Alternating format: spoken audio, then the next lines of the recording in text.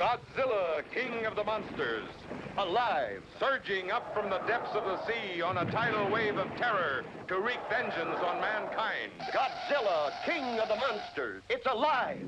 A gigantic beast, stalking the earth, crushing all before it. In a cyclonic cavalcade of electrifying horror. Raging through the streets on a rampage of total destruction. Godzilla, king of the monsters. Incredible titan of terror. Wiping out a city of 6...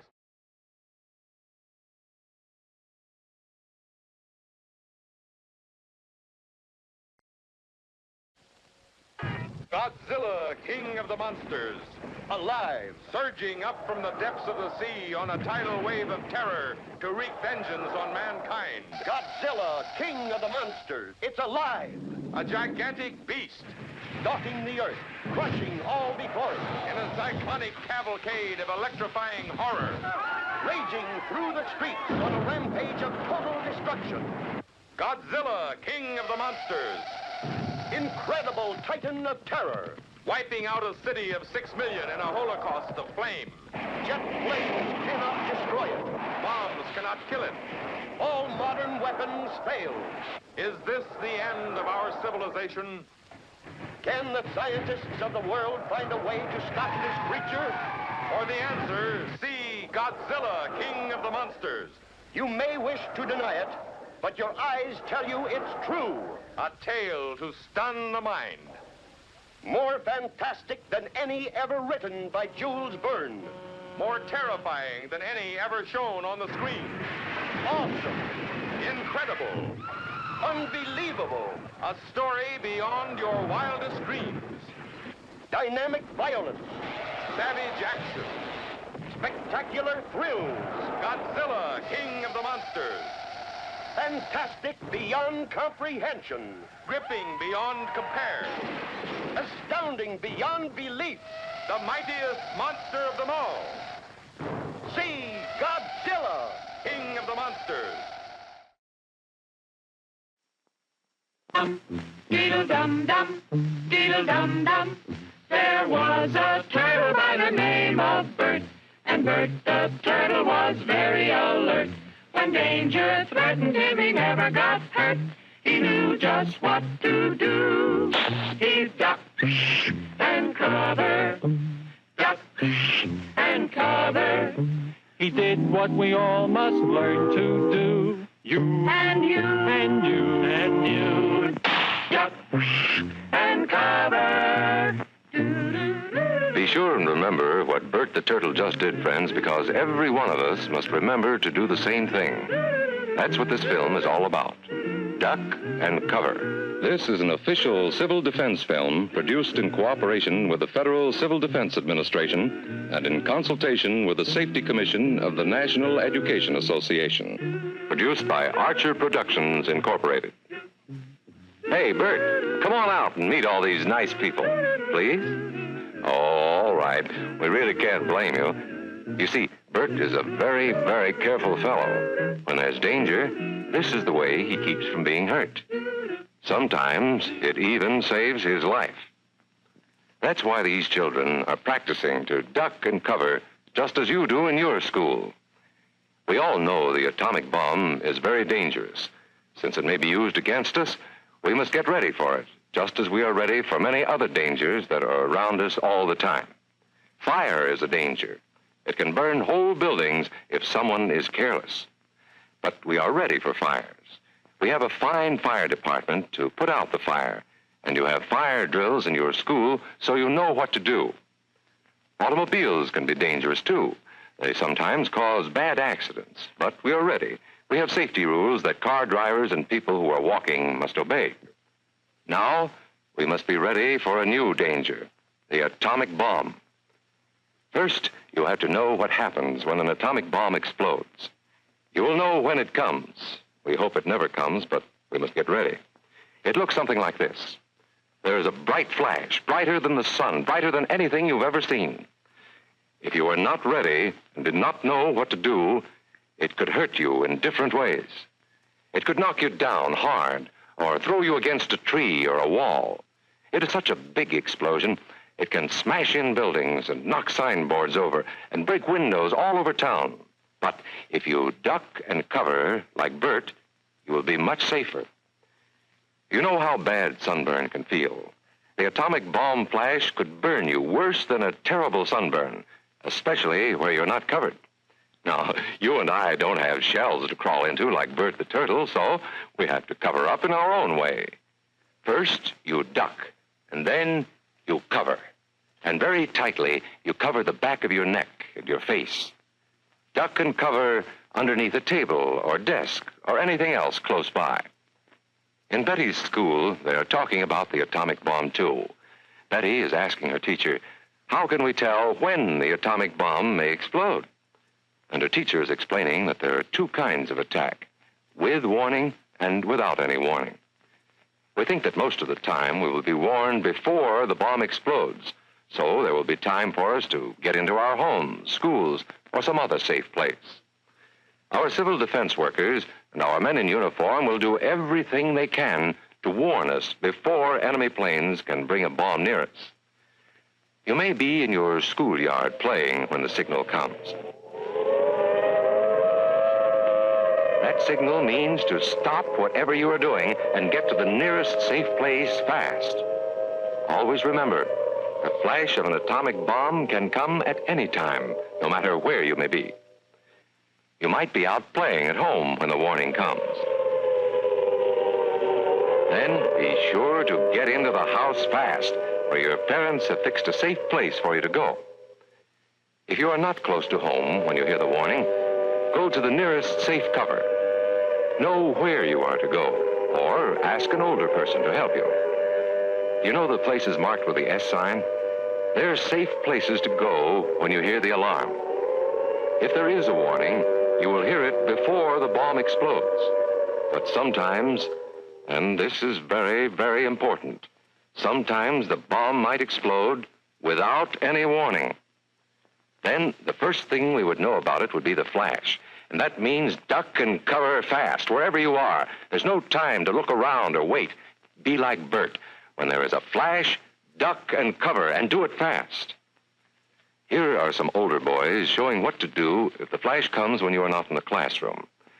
This is what to do if you should be in a corridor. You duck and cover tight against the wall this way. Remember to keep your face and the back of your neck covered tightly.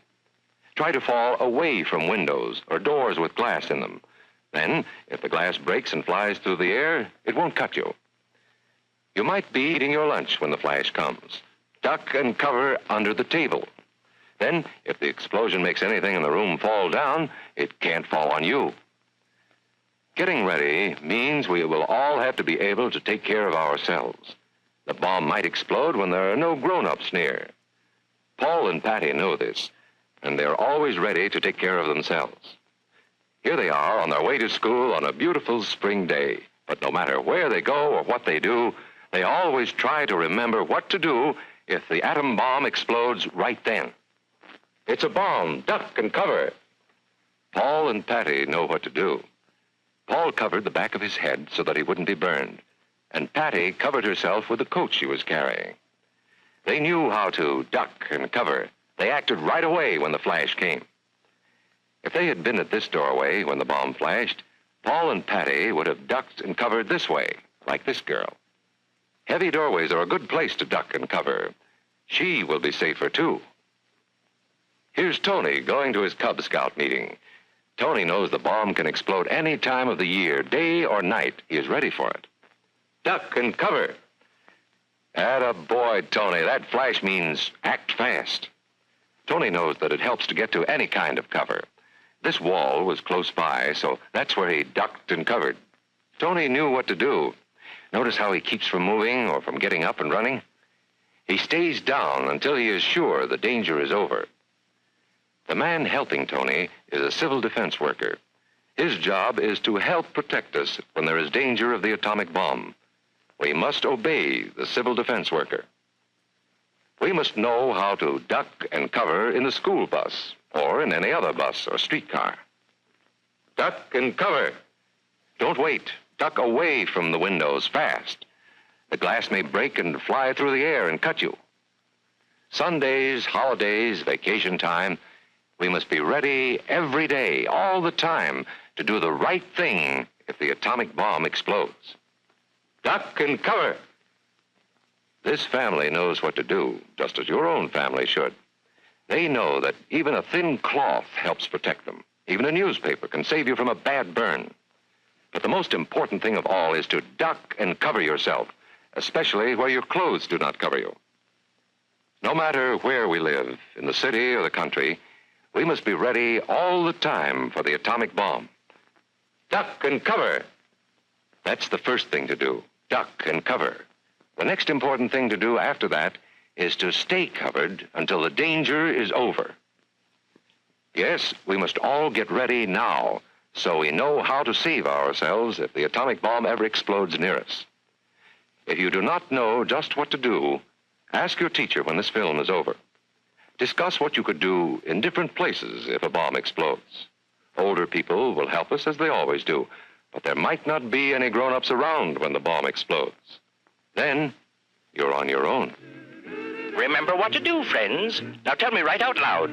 What are you supposed to do when you see the flash? Duck and cover. Duck and cover. Duck and cover.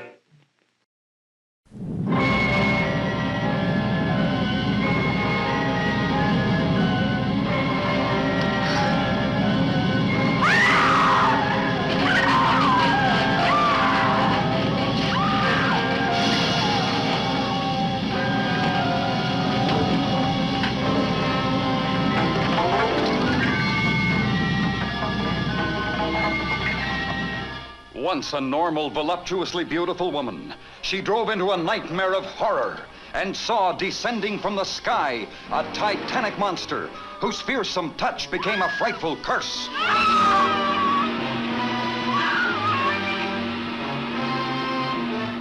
You think I'm drunk, don't you? All of you! I'm not drunk! I'm not!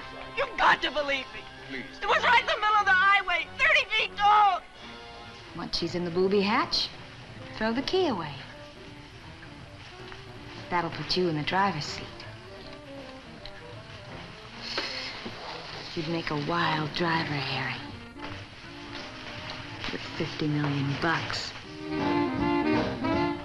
What she saw was beyond belief until others, too, faced its hideous, uncontrollable menace.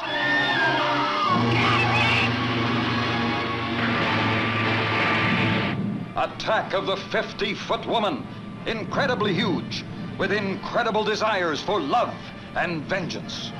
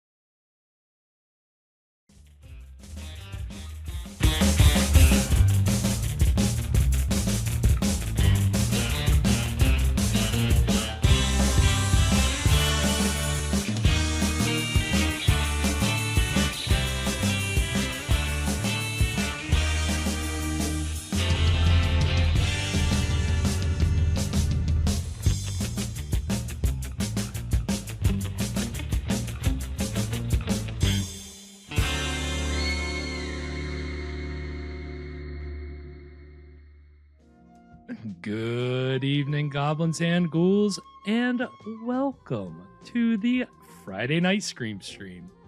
I'm your host, Spakenstein, joined as always by my very good friend, the voluptuously beautiful Evan Sink.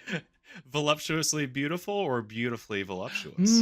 See, that's I told Evan. I said I can't remember, but that's you can't describe somebody that way anymore. But Evan, I think Evan fits the bill. Attack of the 50-foot live stream. Yes, it's coming right at you. So look out! This actually is Attack of the 10-foot live stream because that's where we're at right now. The big season 10. And not only have we finally reached the double digits. This is our 91st film that we'll be watching tonight, and we're ringing in the return of the summer of schlock. It's back. It's back, baby. If you didn't get enough the first go around, well, here we are. Summer's back around again. This is what it's all about. Really, let alone that you would think that there are 100 public domain horror movies, but the fact that we can get 20 movies so far that we can describe as very schlocky. We can pull enough layers off this onion to make a theme. To give it schlock its own season, as it deserves, right? And summer's the perfect time because it's all about good vibrations and having a good time and enjoying yourself and, a little bit of sun. The schlocky movies, they tend to have the things that you associate with summer. Sun and sand and water and radiation. Radiation might be, you're gonna be catching some rays, but not the rays that you think. It's gonna be a different kind of ray, and that's what we're bringing to you tonight. Sunscreen's not gonna cut it, but a newspaper might. Yeah, if you were watching the very, very educational film that is still relevant to this day, Duck and Cover, in our pre-roll, then you know that even a thin little piece of silk fabric will protect you from an atomic bomb. Isn't that comforting? Get a bad burn. Wasn't that comforting? That wasn't scary, Dog Star. How could you say? And welcome, Dog Star. Welcome, Kathy, in the chat. Hope y'all are doing well tonight. Welcome back. Welcome back, everybody. We've been gone for a while. Yeah, it's been too long. We've been away. It really has, and I won't harp on it too much. We were doing some YouTube stuff. Our Roger Corman tribute kind of got thrown off the tracks. But look, we were trying to do a nice thing. And we really were, though. And, YouTube is, I love them. God love them. I won't say anything about it. But we're back. That's the main thing. We're back. We're here celebrating season 10. You're going to be seeing a lot of these hands, these fingers this season because these hands.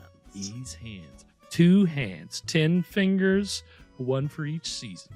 God, I don't like the way that the color filter changes when my hands go. That sucks.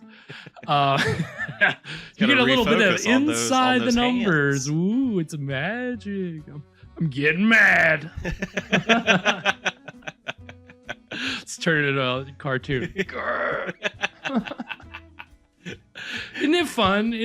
Just, the wonders of technology. You're getting those gamma rays. We got our very own I've been catching the rays. Your red Hulk. Yeah, this is, you want to know what, our main character in tonight's movie, this movie's not in color. What color would it be?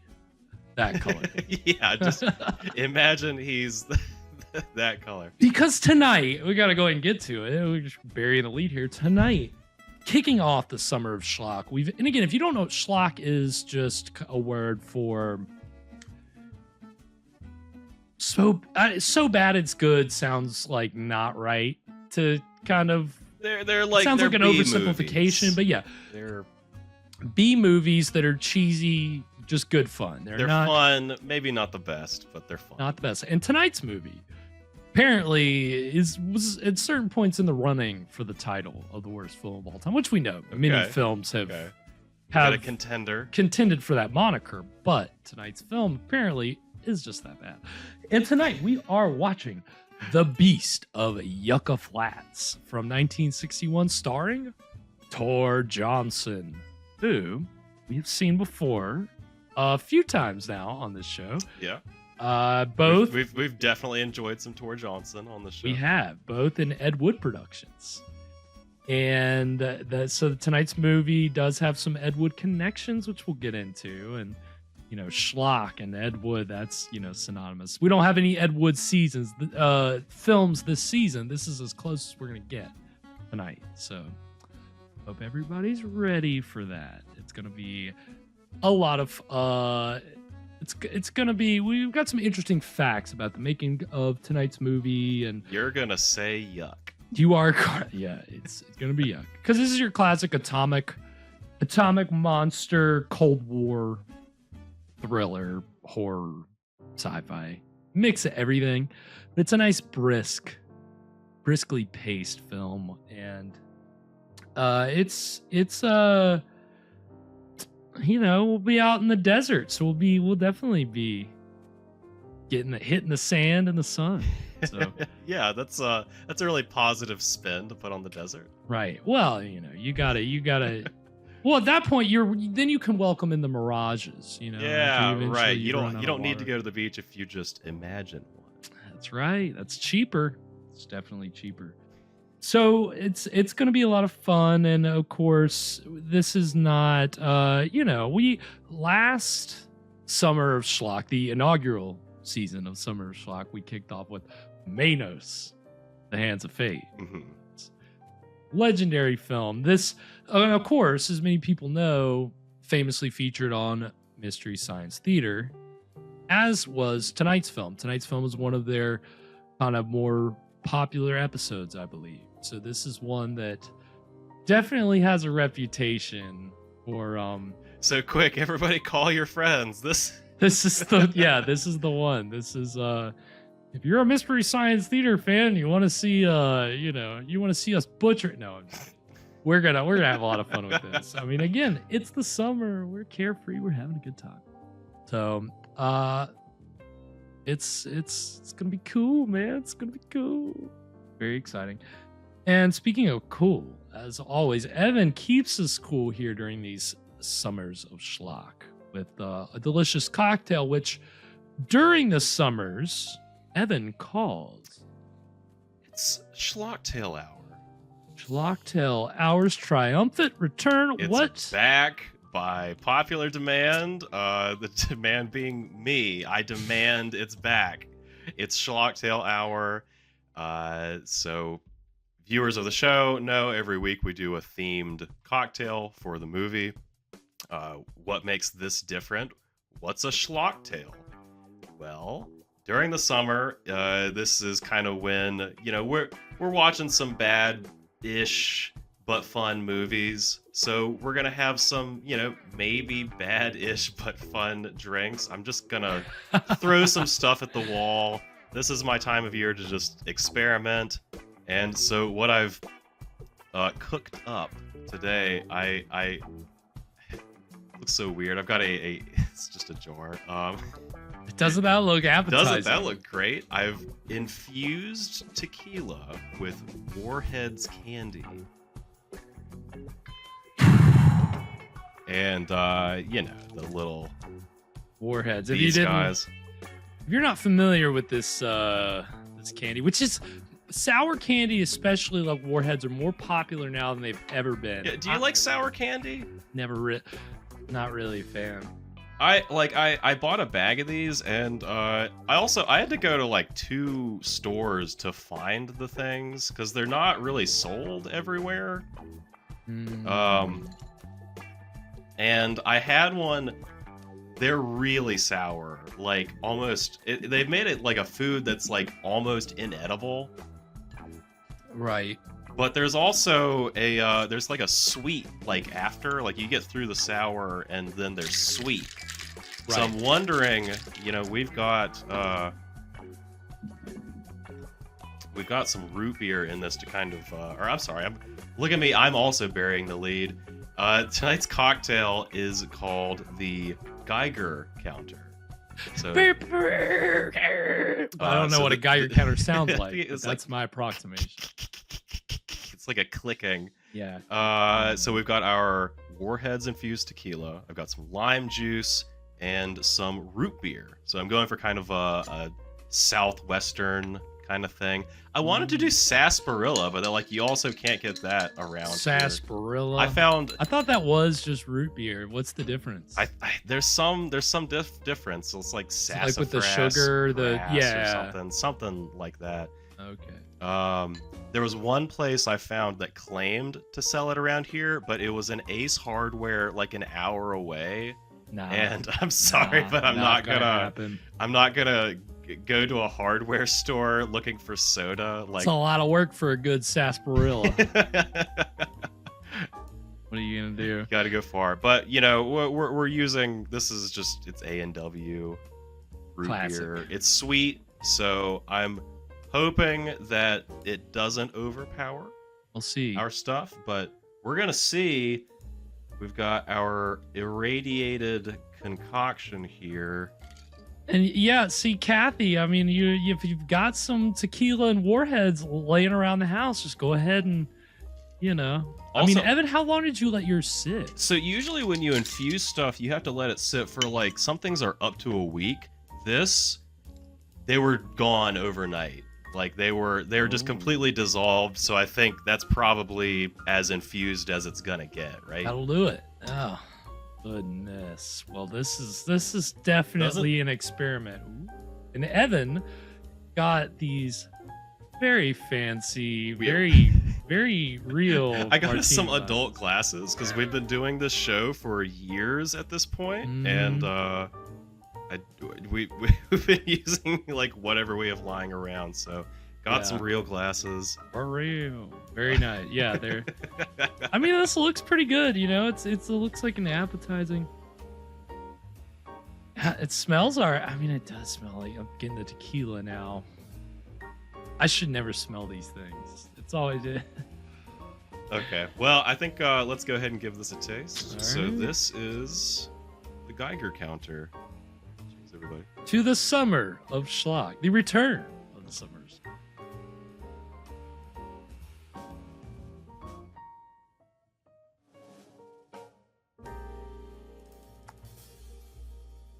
Really good. It's not as like I expected it to be like a lot punchier. It almost like stronger. It's more mellow than I was expecting. Initially, it almost reminded me of like a Christmassy type of like I don't know. I don't know what it was, but it didn't. It's got the like, warhead. The sourness kind of lingers. It leads and then lingers. I don't know. It was strange. Like it's pretty good. Very good. You don't really taste the tequila. You taste the warhead, and it kind of masks the tequila a little. And I don't taste the root beer. Not really at Maybe all. that's what's giving me the Christmassy. Could be. Maybe Yeah, that there's would make just a little bit of root beer. Because it was like a spice. I was like, that's what it is. Yeah. Right? Like. It's a complex flavor, right? Yeah, it really is. You don't expect it from just the ingredients at face value. You don't expect them to combine well together necessarily. Like, no offense, I just wasn't sure. Like, wasn't sure what it was gonna mix like. But yeah, this is like that's actually pretty really good. Yeah, I'm kind of shocked. I didn't know what to expect. I'm not necessarily a tequila guy, but you can't even taste it. The lime, you can definitely taste the lime. Just the lime and the sour go well together. The fresh lime juice. Damn, that is really good. It's very smooth. It is, there's no bite to it at all. Well, okay, well it worked. Yes, we did it. It's alive. Yeah, Evan has successfully. You can call this a successful experiment. We're batting 1,000 right now. Yes, you certainly are. You knocked it. I see. I can't do the click sound with the. Can't do it. It's not gonna happen. Knocked it. Insert click sound here. Out of the park. So very good. So next week I got to bring something really gross. Yeah, well, you know, I think you'll be able to.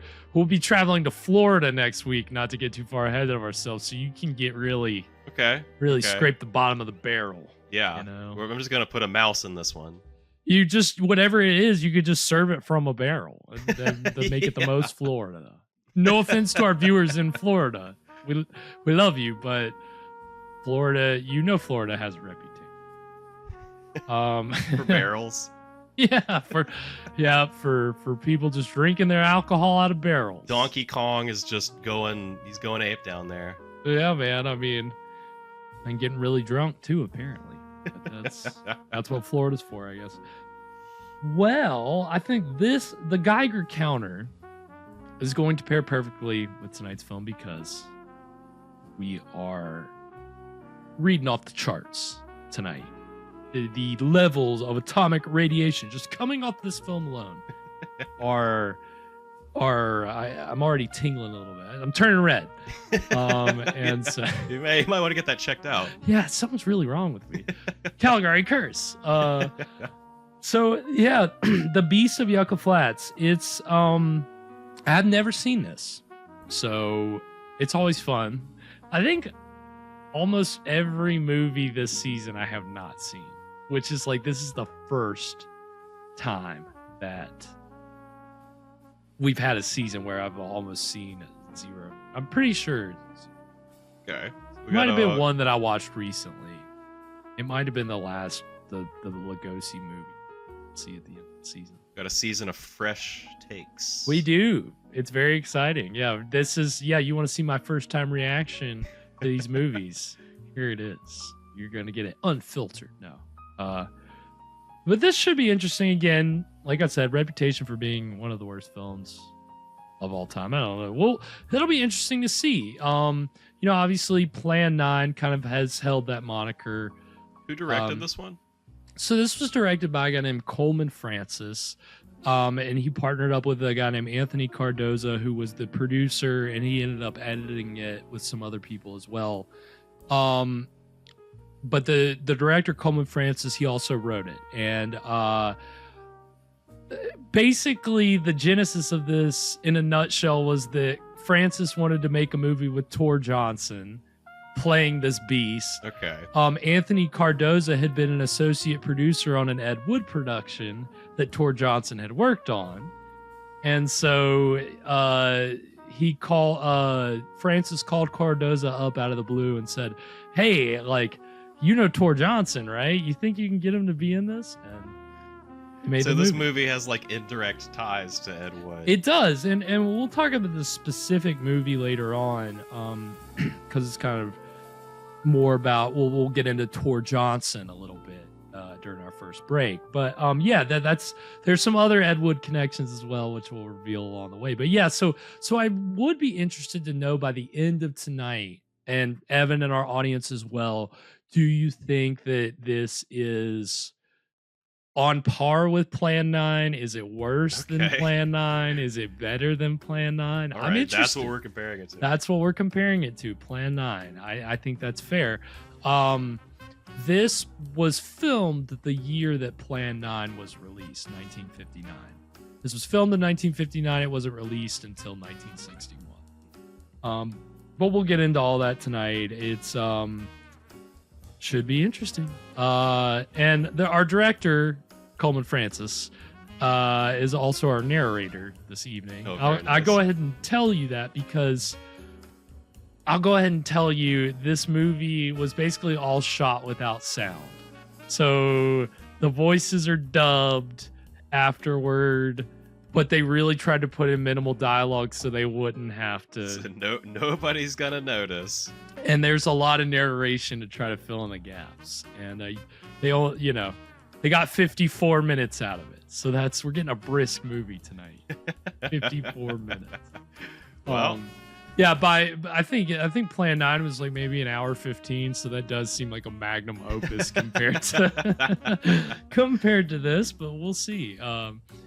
I'm excited. And one thing I'll say before we get into it, a little content warning: the first scene of this movie is a little racy. It's a little gross. And this is an edited kind of version because there's some tasteful nudity, but then there's another implied thing that's not so great. So just go ahead and tell you now so that you can prepare for it. It's shocking, but not in a good way. Not shocking, oh, I want a horror movie to be shocking. It's they did this in 1961. The code was still around. Like, so we'll dissect that later. But I just wanted to go ahead and preface that. Otherwise, anything before we get into tonight's film? Is it just me, or does Yucca Flats sound like somebody you meet down at the saloon? My name's Yucca Flats. I'd like to introduce you to my buddy, Yucca Flats. I mean, you got to say it in like a Western, like Yucca Flats. You got to really exaggerate it. Come on down to Yucca Flats car dealership. Yes, it's the only way to do it. It's funny because there is like a Yucca Flat nuclear testing site that is one of the most radiated in Nevada. Is one of the most radiated spots on Earth, but I don't know that is what they were like. I don't know if they based it on that actually, or is it just a coincidence? I heard a thing. I don't remember where I read it. I don't think it's true anymore, but a long time ago I read that apparently Ed Wood had lived in an apartment called Yucca Flats, and so they. Because there's like a Yucca Street, I think, in Los Angeles. I don't know. Could be a different flat. There's, could be. Desert's pretty flat. It's very, very, very. You're gonna find a lot of this. But yeah, so get ready for it. Actually, we got an interesting story where I will prove to you that things weren't so flat after all, but we'll get into that later. So I think without further ado, we're gonna go ahead and get into our inaugural film of the summer of Schlock Returns, The Beast of Yucca Flats, starring Tor Johnson, right now.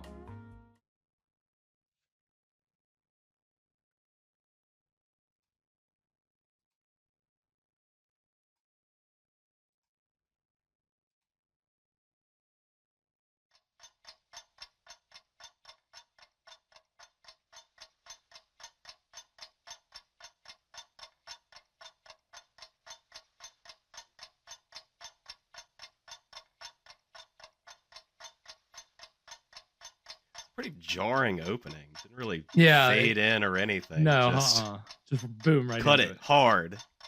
54 minutes, man.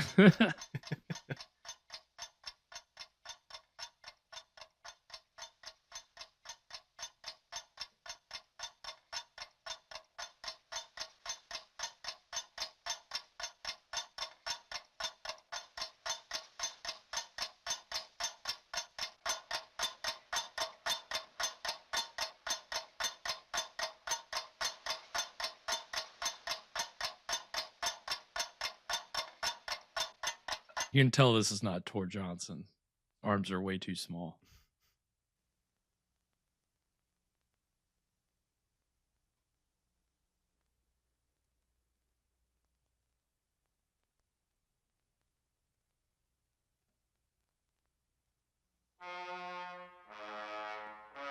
Sheesh. We'll give that a yikes. Yeah.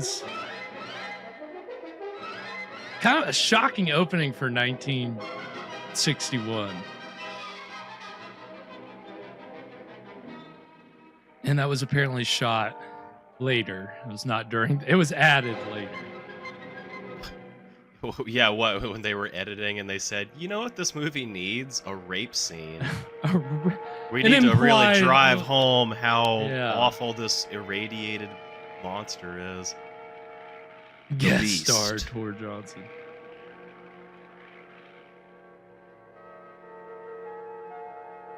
Yeah, so even though C. Francis is credited as the editor, producer Cardoza said he didn't edit one bit of it. Like, it was me and some other guys. We did the whole thing. He just wanted to write and direct. We have some interesting information about tonight's film from an interview with producer Cardoza by Tom Weaver, who wrote our Poverty Row Horrors book. This is our source book. Joseph Jaworski, noted scientist, recently escaped from behind the Iron Curtain. Wife and children killed in Hungary. His aide carries a briefcase. Secret data on the Russian moonshot. Joseph Jaworski's destination, Yucca Flats. And a meeting with top brass at the A-bomb testing ground.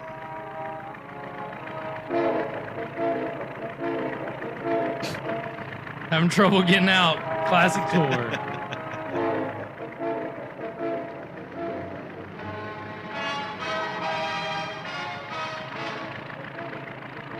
Evan, you want to do your best Carney impression? Tell me how much you think Tor Johnson. You want to guess his weight?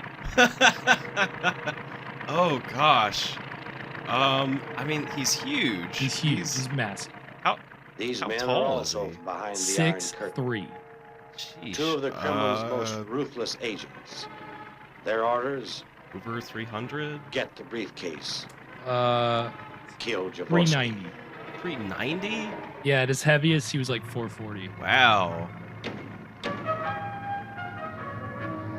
Massive. Big man.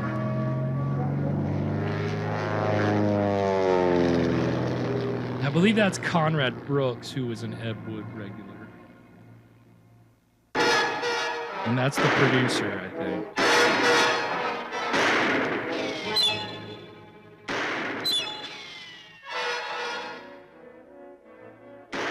Yeah, Mr. Dog Jaworski, Star, you're right get in the there. car.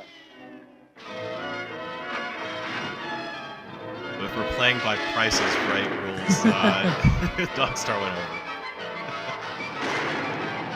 Go into the showroom.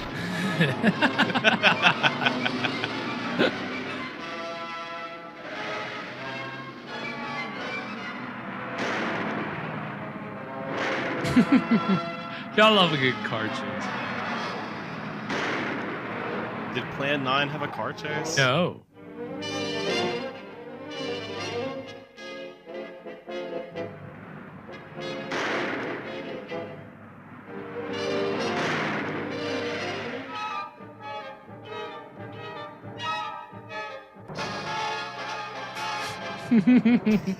Going off. It looks a lot of fun. Dude.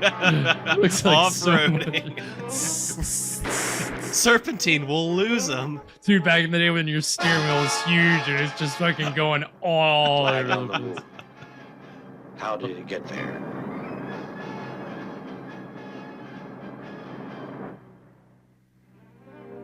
Secret data. Pictures of the moon.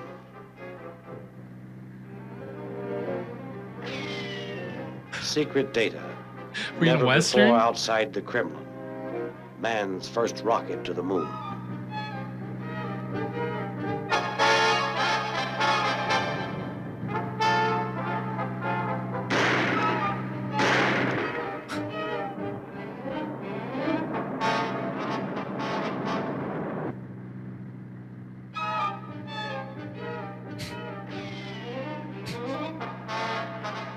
Heard that sound effect way too many times at this point. How long does this car chase go? Until they decide to stop. Oh, nope. Not Yucca Flats. Yuck.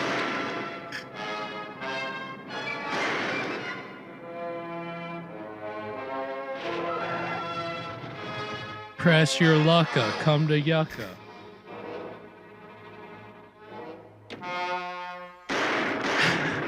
That's the tourism board slogan.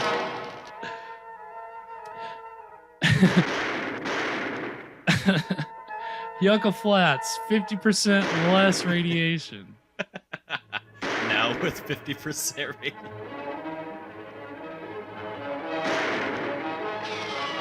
Look at him go. I don't think those bullets would stop him anyway. Look at him, he's so nimble.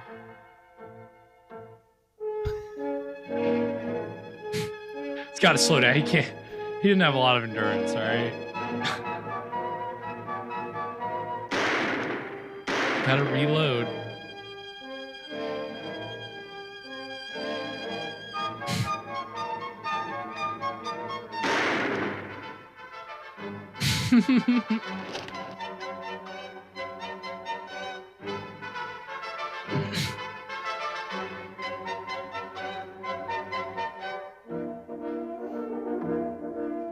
know, I've always thought characters in movies waste so much time talking.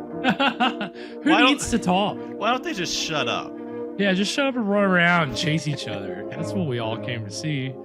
All the time you spend talking could be spent walking in the desert. Yeah, this is like an Ed Wood movie with 15 minutes less dialogue. They just cut out all the long monologues. Yucca Flats. The A-bomb.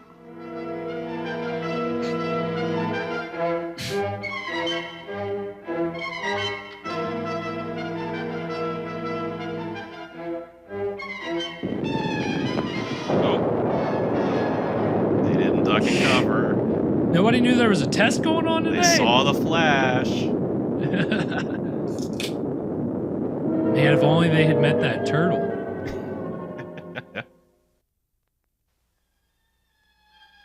Well, bummer. Yep, everybody's dead. Movie's over. That was it.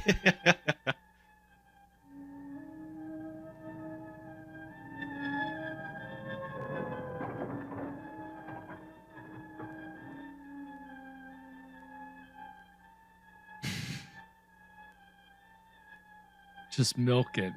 Yeah, just slowly get as close as you can to the camera. This is one of those, like, artsy films where everything's just really slow and drawn out. This is the Terrence Skinamarink. Malick film. Vacation time. Man and wife. Unaware of scientific progress. Science, who needs it? We're a young couple in love.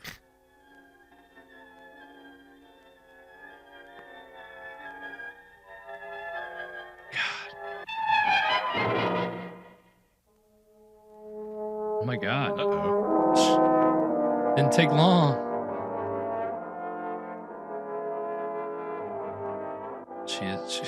Objects in mirror are closer than they appear.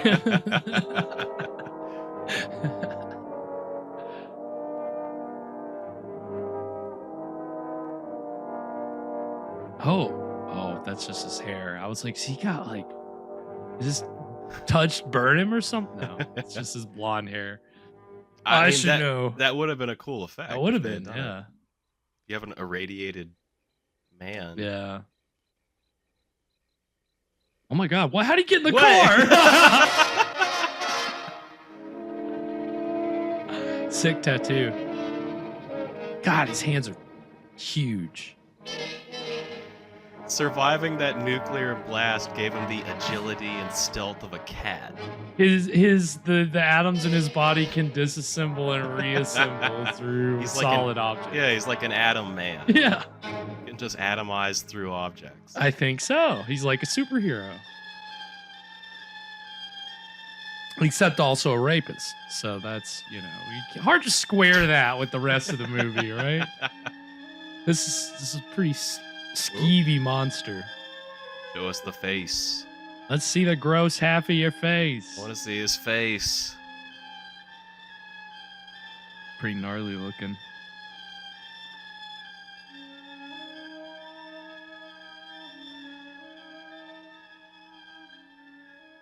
Joseph Jaworski, noted scientist,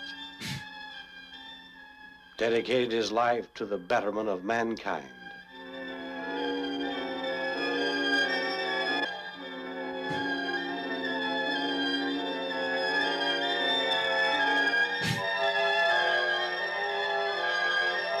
Tor, you're supposed to carry her, not drag her.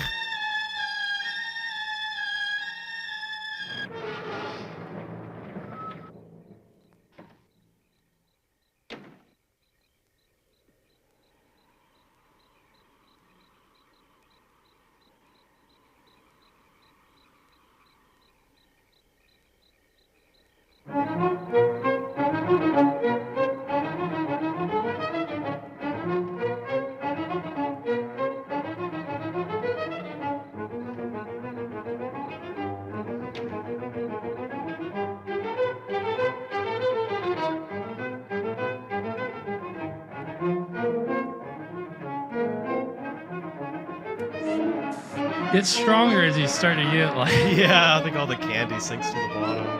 Maybe.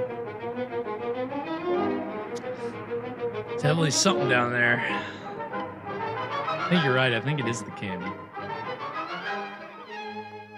Gotta go down to the cafe and tell everybody some kind of monster on the Young loose. Joe Dobson. Who's got two Desert thumbs Patrol. and saw a dead guy this morning?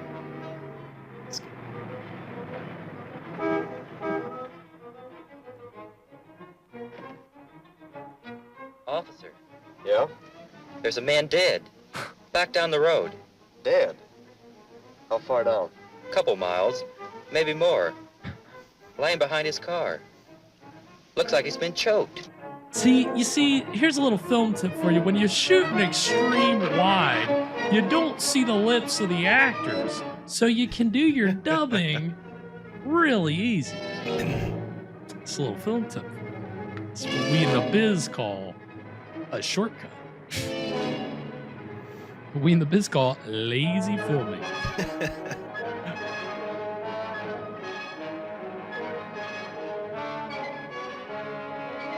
Also a good example of ADRing, obviously in like interior over an exterior scene. Yeah. Yeah, right. You could hear the echo. Yeah, the echo. It was just like, what? It's like, I didn't pinpoint that's what it was, but I thought it sounded yeah, weird, and I was like, they're like standing in a closet. you're or right. something. They're clearly indoors.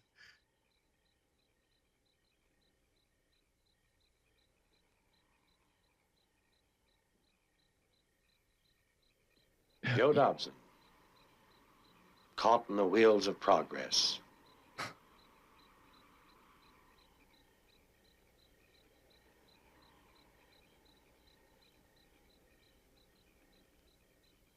Is this guy a sheriff or something? I think he's wearing a badge.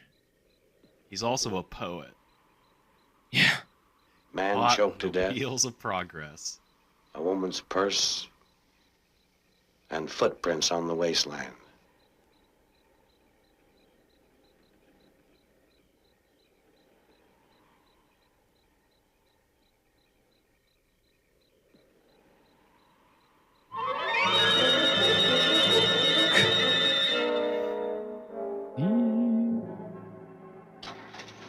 Just leaving that body there. Forensics. That's a crime scene. Nobody touched this. This is a crime scene. There's nobody here. Oh, I'll just leave it. It'll be fine then. Nobody will touch it. Touch a button, things happen. A scientist becomes a beast.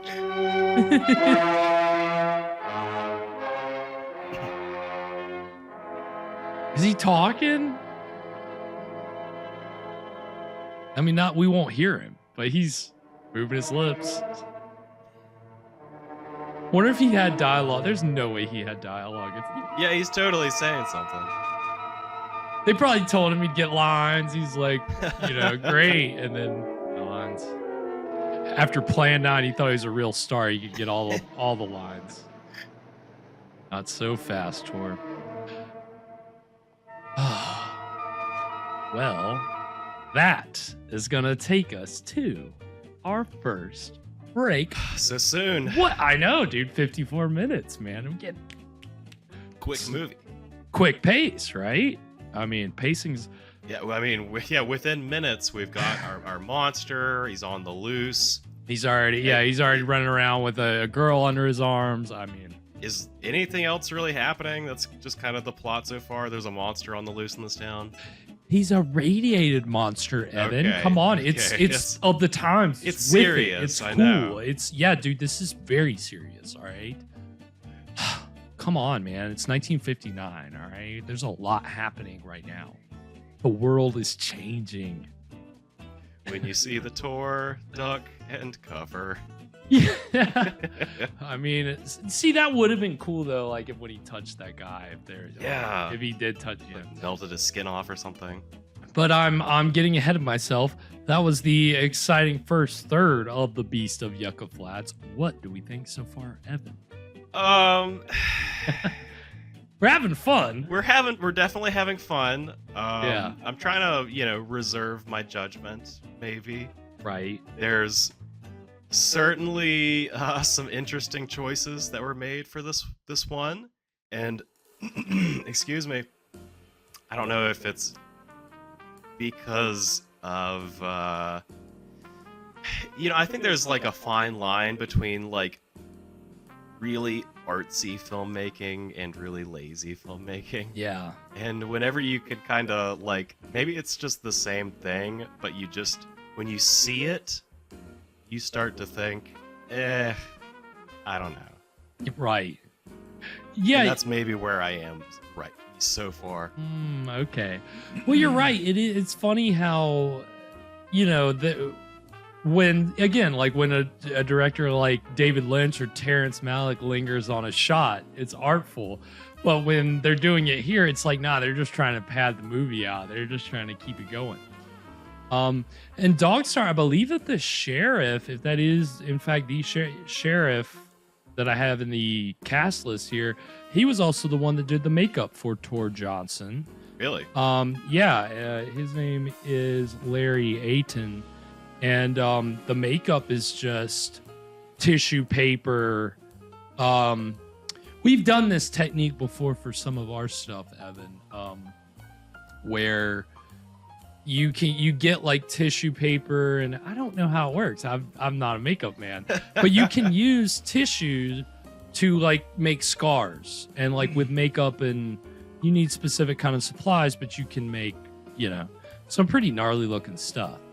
And we haven't gotten a great look at Tor's makeup yet, but hey, at least they got some makeup on him, right? I mean, yeah, they could have not done that. Yeah, goodness knows. I mean, this was obviously a low budget movie. I mean, $34,000 at that time, like 10 times as much now. Like, it's $350,000 into $362,000 in today's money. It's always unbelievable to me that you can spend that much money to make a terrible movie. But back in those days, they were filming with a 35 millimeter camera, so you're paying for the film stock, that's way more expensive. A lot of like the indie movies, like the really cheap stuff we've watched, they'll use 16 millimeter. They'll, like I believe Manos might have been shot on 16 millimeter, right? So 35, that's more expensive. And then when you're going to distribute it, you got to strike prints. And this was self-distributed later on. So like, that's probably part of the money that's coming in there. Including the printing costs. But Anthony Cardoza was the one who put the money in. He and Coleman Francis they started as actors. They came to Hollywood, and Francis had done some like bit parts at the studios. And it's funny because Cardoza was like a welder who worked at like a factory, but he wanted to get into the film business. And so when he made tonight's film, they shot this movie over the course of a year, basically in 1959, because they could only shoot on weekends, which was due to... We know that. Well, we do. And that was because the producer, Cardoza, he was having to work at a factory during the week, welding. And then... I mean, anybody can make movies. Anybody can make... That's the beauty of it, right? You can be anywhere... Well, especially nowadays, right? You're not having to worry about film stock, or you just have it all right here, You can make a movie with that if you really wanted to.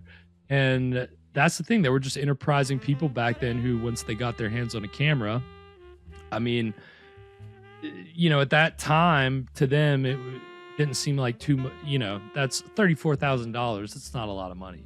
Now we're like $360,000. That's a house. Like, and so it's kind of interesting the way that, what went into film cost to them versus now. But they ended up, this was their first movie together. They ended up making 2 more. None of them were really successful. But none of them were good. The other 2 were also featured on Mystery Science Theater. They weren't horror movies though. The Skydivers and Red Zone Cuba, which had John Carradine in it. Well, it's good for them that they got to make some art. Right, exactly. Got to have fun with it. I mean, you can see there's like a Cold War thing going on here. So it's kind of like it's not like there's a message, but there is kind of this thing about the Cold War and the atomic age and monsters, and you know, that was very big at the time. But we'll talk more about all that later. You know, obviously the big man of the moment right now is Mr. Tor Johnson, literally the big man. And you know, it's funny because like we said earlier, we've seen 2 Tor Johnson movies on this show so far. Bride of the Monster and Plan 9 from Outer Space, both Ed Wood movies. And, you know, Tor is good at being a monster. He's imposing. He's huge. He's scary. Intimidating looking guy. Right. He really is. And Tor, it's funny because he really only made like 5 horror movies where he was like a monster character. But he made a big impression. And so obviously in Bride of the Monster, he played a character called Lobo. In Plan 9, he played a police detective who's turned into a zombie, which is a lot of fun. But it's funny, he made another film for Ed Wood entitled Night of the Ghouls, where he again plays Lobo. And it's supposed to be the same Lobo. It's from Bride of the Monster. So it's like technically a sequel to Bride of the Monster, but obviously Lugosi's character is dead. And Tor Johnson in that one, his face is all like scarred because I think at the end of Bride of the Monster, he got like, there was like an explosion or something. So yeah, so Lobo comes back in that one, and that was the movie where the producer of tonight's film, he was the associate producer on Ed Wood's Night of the Ghouls. That's where he met Tor Johnson, and that's basically how tonight's movie got made, was through the Ed Wood connection. Ed Wood, there's a book right there. But Tor, you know, I mean, he had the 2 Ed Wood movies. He had this. He had another movie where he again played a character called Lobo, but this time it was a different Lobo. It was not an Ed Wood film, but he was still like a mad scientist henchman.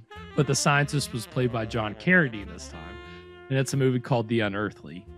And then the other one, the only other horror film that he had a big role in was The Black Sleep, which has Lugosi and Lon Chaney and Basil Rathbone and which Lobo is he in that one? And in that, he's a Lobo who, before he's no, but before he turns into a monster, they show a picture of what he looks like before he's a monster, and he's got like all this hair, and he looks like a little Lord Fauntleroy, like the curls and the hat and it just I was trying to find the picture of it. I was gonna show it on here, but I couldn't find it. But he really only did 5 horror movies. That was it.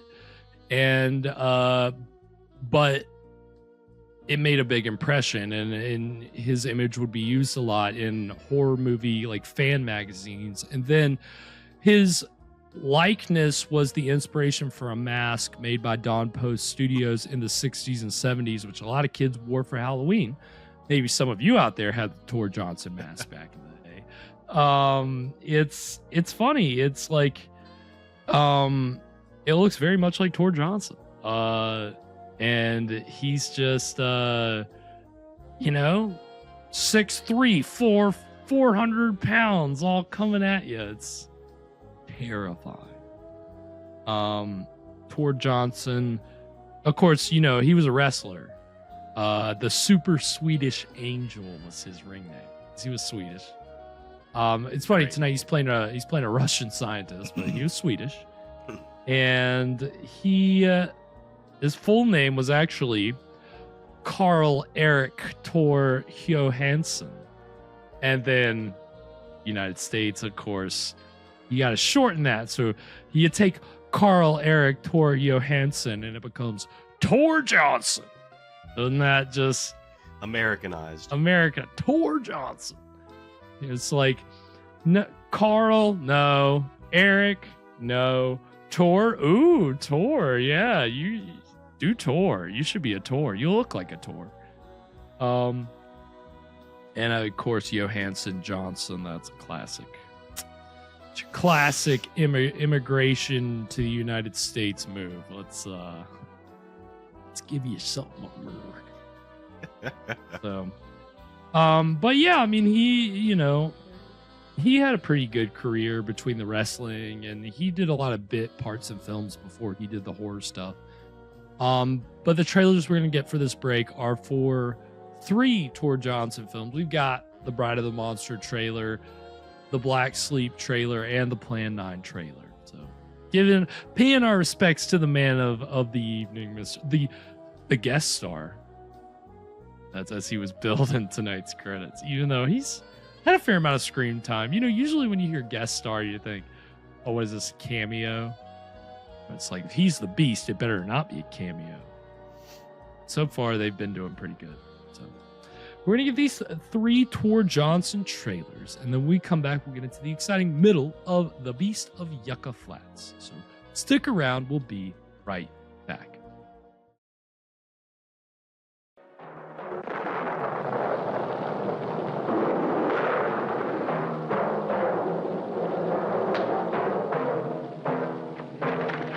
Lobo, take the girl to my quarters.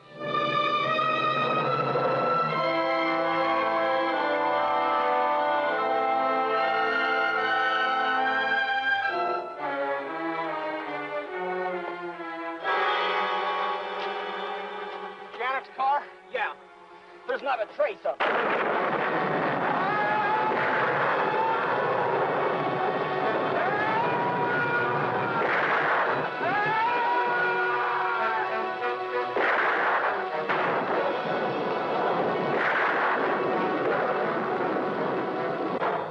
Let me loose. Do you hear me? You will be soon as big as a giant.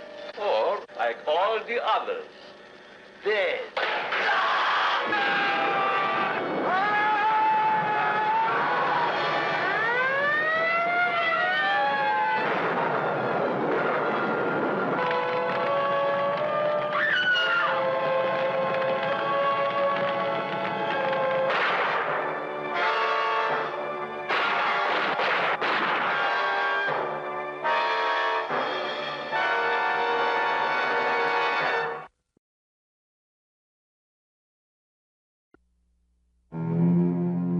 Beyond any terror ever known, the Black Sleep, it wakes the dead. 5 of the screen's greatest horror thrill stars: Basil Rathbone, Akim Tamirov, Lon Chaney, John Carradine, Bela Lugosi, and these beautiful women in their power.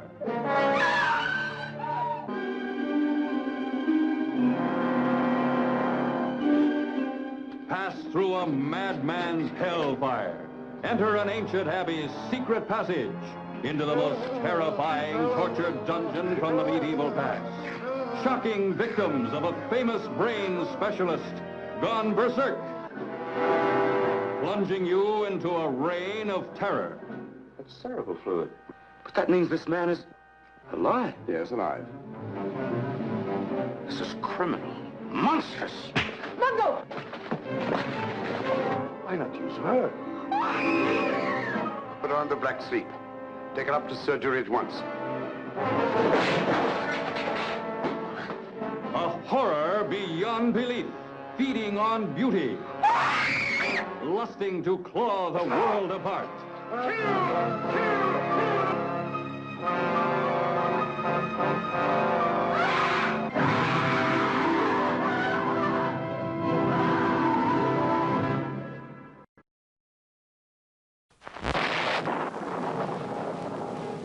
It is safe to state that the grandchildren of some of the people in this dinner will not be born on Earth.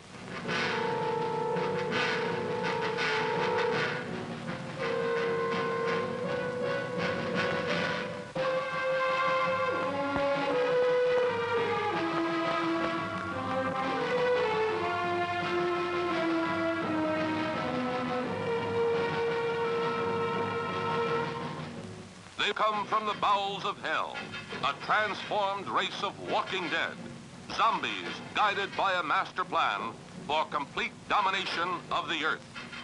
Plan 9 from outer space.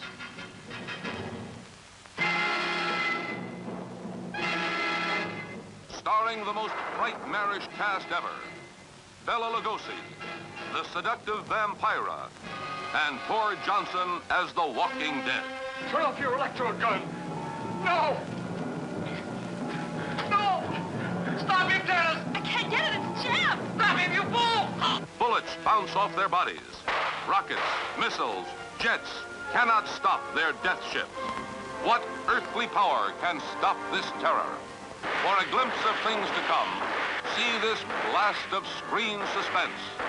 For it could be happening right now.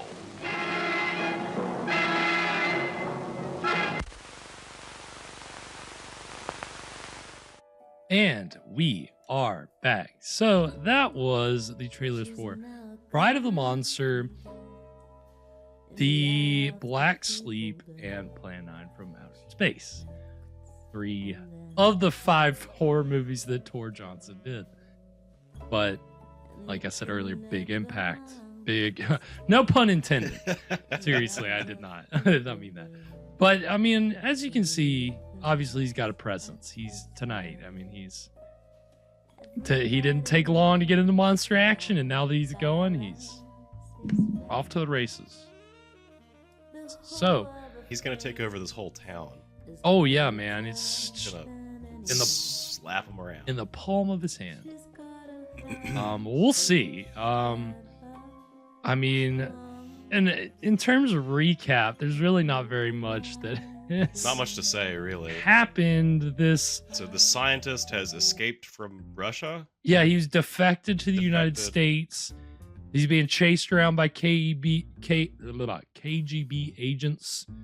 Then ran off in the desert during a nuclear blast. Just happened to be in the midst of a testing site. Who knew? Somebody didn't map out that trip very well. That's what happens when you get on a really long car chase out into the desert. Yeah, that'll you'll kind of find yourself lost. Back in those days, you don't have GPS. You got to get the map out, and that's a bit of a headache. And Tor, now that he's a radiated monster, he ain't reading them. He could read one in the first place. I'm sure he could read. I'm not saying Tor Johnson was literate. I would never say that.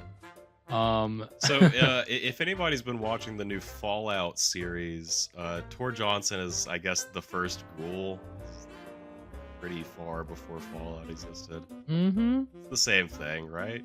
It's turned into like a radiation zombie. Well, yeah. I mean, that's the kind of the funny thing about the whole idea of like a zombie and a ghoul, and the equivalency of those two things, and like, because we've talked about the whole zombie voodoo stuff before, but yeah, like Ed Wood's Plan 9 is like kind of where you have these like, they are basically the modern version of a zombie, a dead person brought back to life. They'll call them ghouls, right? And that was actually the term that George Romero preferred with Night of the Living Dead. He didn't like zombies, he liked ghouls. Because I guess a ghoul had more of that definition of an undead person come back to life. Whereas zombie was more specifically entrenched in the voodoo like side of it. So, it's funny how Night of the Living Dead was what changed it, but even Romero is like, ghouls. They're both pretty good words, though. Everybody at home, what do you guys think? What's the cooler monster name, zombie or ghoul? Ghoul it's got kind of I guess personally I found ghoul a little more flexible, right? Like, it could be supernatural, it could be, but it's an undead person come back to life, but it could be, zombie almost, to me, it's moved away from the kind of voodoo supernatural to more scientific. I think that's how a lot of people look at it, right? Like a virus, and I just like the sound of it, like ghoul. It's got that Kathy goes with Ghoul. She says Ghoul. I'm with both of y'all. Zombie. That's a chewy word. If you move your shoulders around while you say it, you have fun. Zombie. I just start thinking of Charlie from Always Sunny in Philadelphia. No voodoo. Don't do voodoo. Alligator. Get this spirit out of this pool. Oh, gotta love Always Sunny.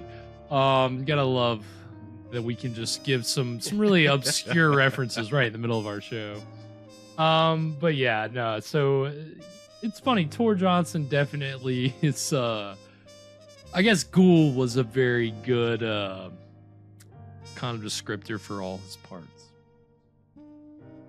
Ghoul henchman. He played both equally. So. Ghoulish man. Ghoulish man, indeed. Big. The big ghoul. Big ghoul. The big ghoul. We're about to see what the big ghoul can do here in the second half of the Beast of Yucca Flats. Anything before we get into it, Evan? Yeah, how come... So, Tor Johnson is a wrestler. How come he's not wrestling in any of these movies? I think that would be scarier, right? You would think that they would want to utilize that. You want to have him break a chair over. Yeah. You got him. All he's doing is like slowly lurching around. I want to see him like drop an elbow on somebody. Well, I think at this point Tor was kind of a little bit older, and he wasn't as couldn't be. I think he was done. He retired to make. Yeah, I think he was done wrestling by this point, and he was not necessarily in peak physical condition. Let's just say that. Like when he was like in the ring, that was when he weighed the most at like 440. Here, I mean, he's just like you can tell he looks a little sluggish. Okay. Well, and we'll imagine. I'm saving. There's a story in particular about Tor, the trouble that Tor had out on location. Which I was trying to say, I'm going to save it. It's interesting. I'm sure we'll get some stretch of the movie where nothing's happening, and I can tell that story totally uninterrupted. Because yeah, we gotta fill that. We get dead air. Yep. We gotta keep things interesting because the movie may not. We'll bridge the gap. Imagine a young Tor Johnson in the movies, though, in his prime, with a lot of hair. He doesn't lurch and strangle. He does like a flying suplex right off the ropes. Yeah, oh my god. In his heyday, he wouldn't. But apparently he's like, I guess in the beginning of his career even, he would shave his head to appear more like, I guess to kind of be the heel, be intimidating, be the, what does I have something written? It's, nope, I don't have it written down. It's fine. I got myself on that one. Anyway, yeah, Tor, he's paying tribute to him tonight. Tor for sure. On that note, let me go ahead and get to the exciting middle of the Beast of Yucca Flats right now. Jim. Be down in a minute, Joe.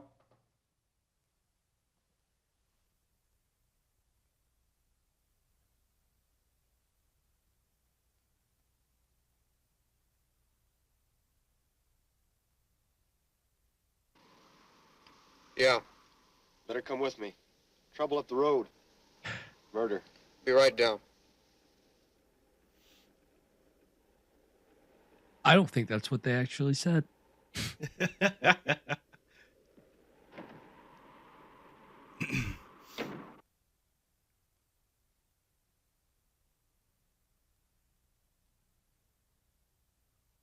See you later, honey.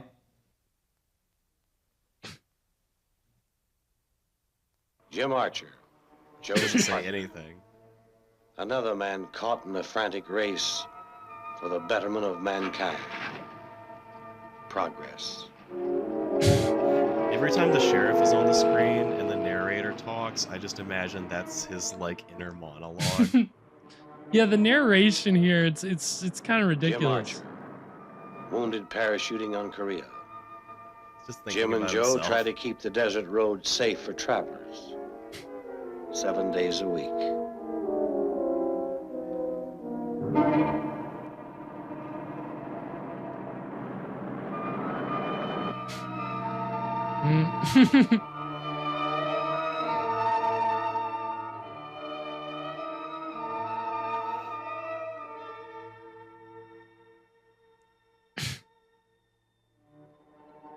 He's got that one carry he does. I know, right? He's like, is he trying to keep his balance?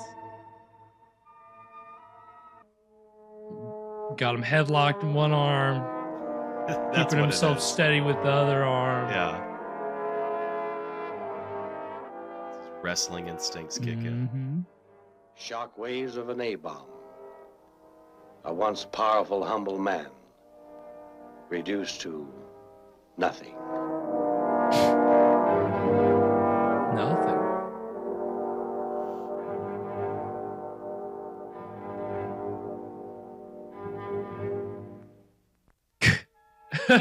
Gotta keep the dust going longer. We really want to settle in on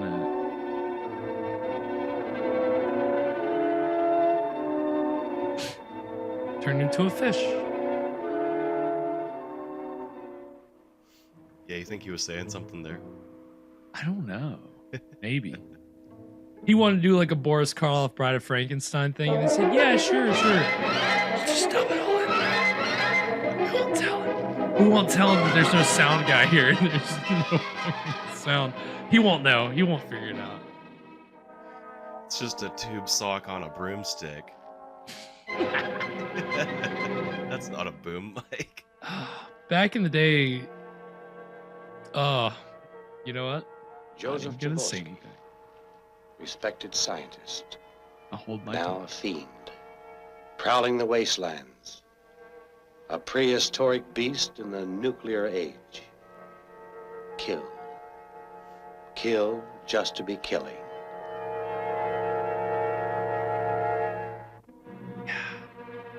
Beautiful location. I mean, they're not in Nevada, obviously. They're The mouth in of the California. cave 1,000 feet up over jagged cliffs. A man murdered, a woman's purse. Well, he keeps like repeating things. It's like nobody else is gonna repeat the details. It's my job. Jim and Joe picked their way upward to the mouth of the cave. One slip, and 1,000 feet to nowhere. It's so melodramatic, the narration. Melodramatic and like not proselytizing, but the way that it's like progress. It's like heavy-handed messaging. Yeah, that's why I like to imagine that this is really That's the deep sheriff. Be inner like, this is why I do it. He's pumping himself up. I'm going over the facts in my mind. This is my process. Well, there's the owner of the purse. Yeah. Let's take her down. May still be alive. We don't know how to check pulses. Maybe though. you should check. Careful with her arm, Joe.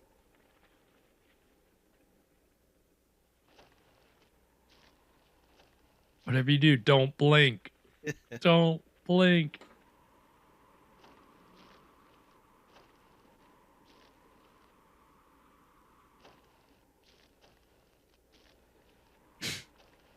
I love how you like they're on rocks and you're just hearing like a little like sand crinkling on the shoes.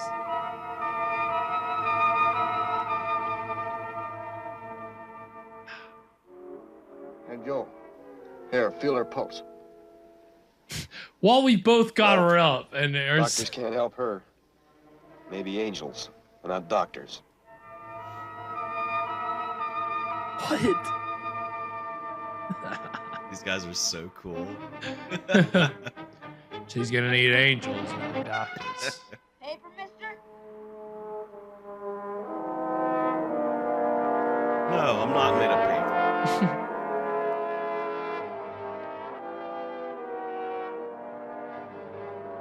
Hmm. Get your morning fix. It's like they're only bothering to dub the stuff that's far away. Even when they're up close, people are they're not dubbing that. Yeah. It's so wild. Vacation time. People travel east, west, north, or south. The Radcliffes travel east with two small boys. Adventurous boys. Nothing bothers some people. So that's the Not even director right flying there. saucers. Coleman Francis. On the left? Yeah, the dog. Come on, Art. Let's get some soda pop. It's a talented dog. Do you mind if we bother you a minute?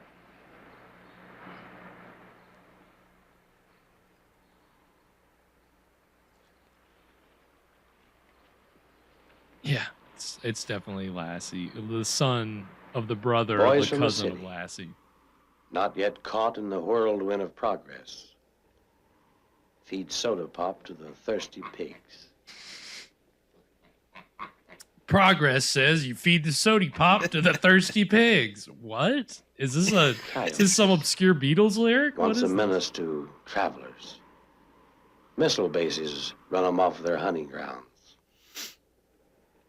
Is that like a fucking coyote on a How much I owe you? chain? $3. Boys, we're leaving. And these are actually the director's sons right here. Mom, we saw some real pigs. Yeah, and a coyote. Ronald and Coyote? Alan. Yeah. Don't you be playing with coyotes. Now, come on. We're leaving. Come on. Oh, we never get to have any fun. Coyotes are fun. God, look at that service station just back there behind it, all the mountains.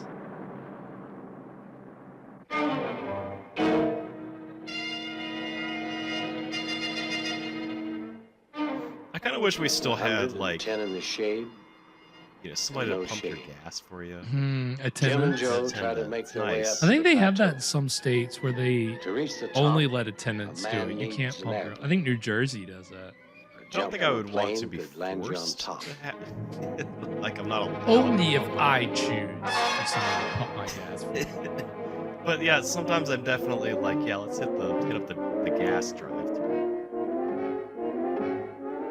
Yeah, if there was a rule saying you can't pump your own gas. then- It's not This is safe. it is America, isn't it?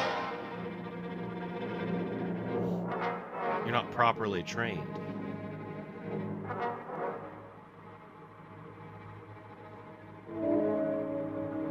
I mean, they kind of dummy-proofed it by now at this point.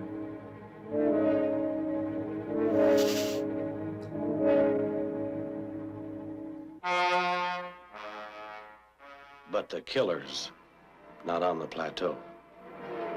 What?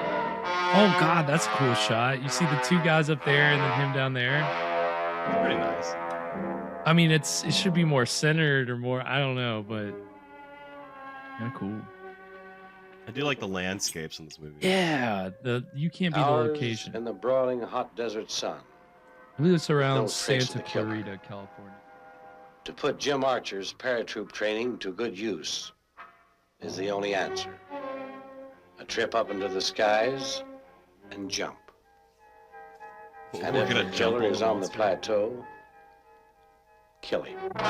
This is Super Mario rules. You know, he's like, if He's you gotta jump stomp on on his him, head. you can squash him. Doesn't matter how big he is. Doesn't matter if he ducks. That won't help you.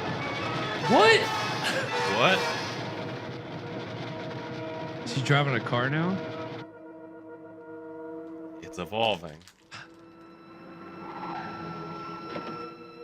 He doesn't even need gas. His radiation-powered hands transmit power through the steering wheel.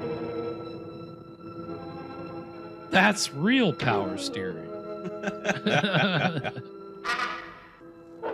Atomic power steering.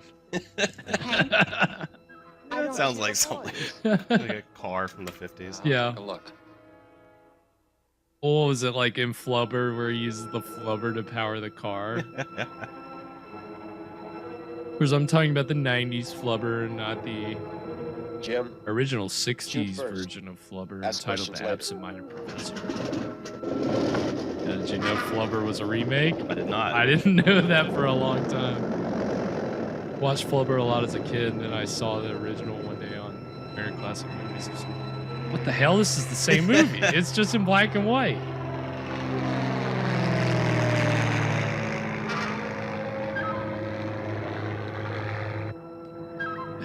Sorry, I know Flubber's not made of atomic radiation.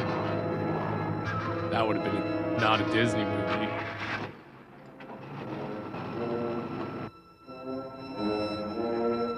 He was also a Russian defector.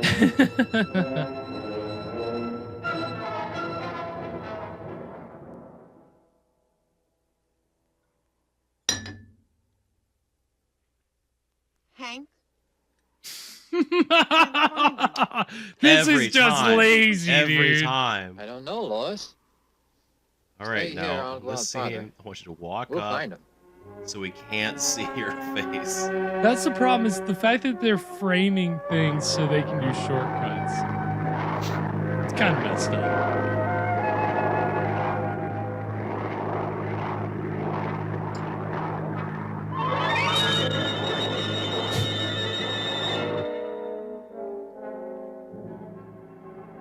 Hmm.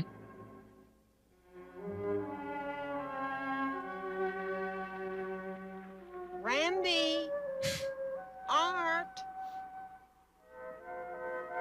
Can you see Tor Johnson from a plane? Is that what they're doing? You would hope so. The real mystery, how do you get Tor Johnson up on the plane?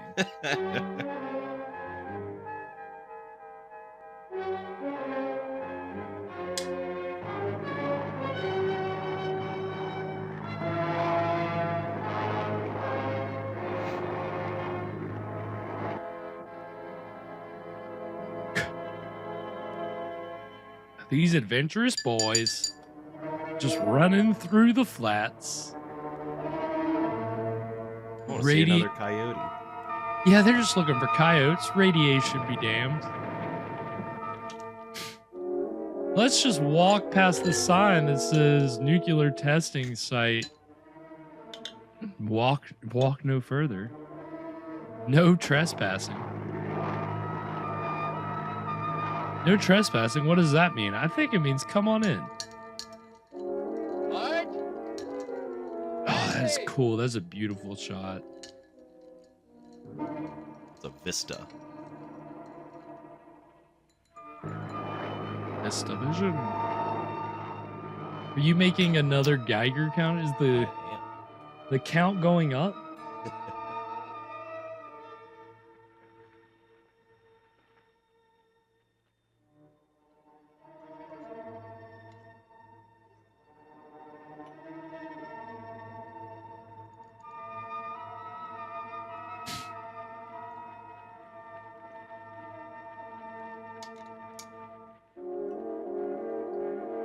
You know, when you're the director's kid, you don't have a choice. You gotta be in the movie. Who else is gonna walk through these fields and just endlessly walk around?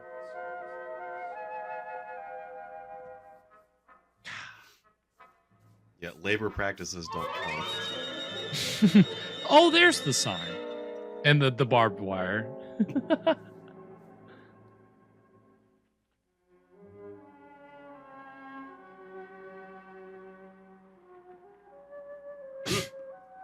Double take. There it is.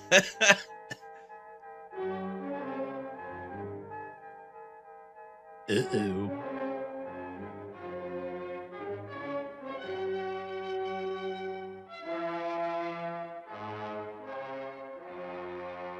I mean, at least the family just stopped off. It would have been way more insane if this is where they stopped the camp. And it's like, you didn't know you were camping at a nuclear testing site? The way they cut to that shot right there where they were just right there in the middle. Always on the prowl. Looking for something or somebody to kill. Quench the killer's thirst. He's a killer. Yeah, when they cut to this earlier, I thought they were just gonna, like, blow up the kids. Like Monty Python like style. Monty Python. He's a wrecking machine. It does look like one of those shots. Extreme wide. This is how not to be seen.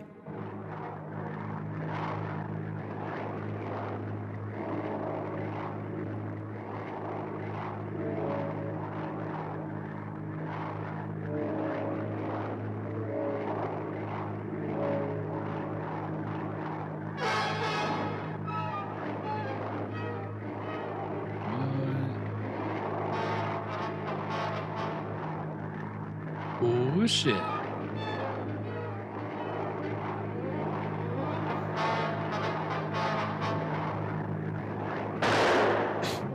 But if he's shooting, who's flying the plane? Oh, we got a low budget North by Northwest thing going on here. Hell yeah. This is a cool shot.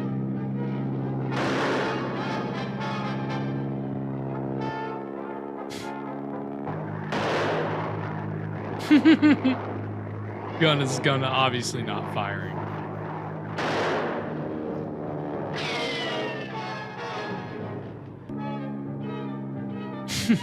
I'm okay.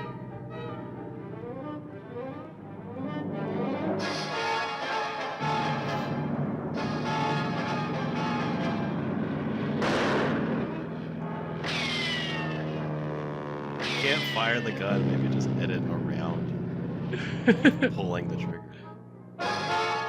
No, but you see, because the end of the gun is out of frame, so you can't see that it's not firing, so it's okay. We'll just have the actor do this, and because you see, when things aren't in the frame, they don't matter as much. You can't see the actor's face because it's not in frame. What does it matter?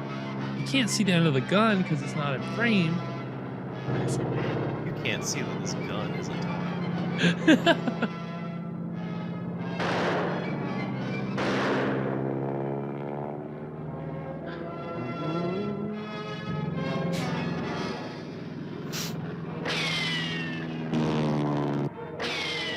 Oh, okay, that's the North by Northwest shot. I like that. Oh! Jeez.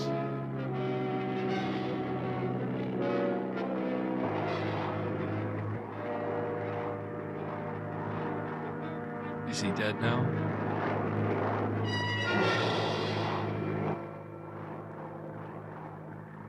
Shoot first, ask questions later.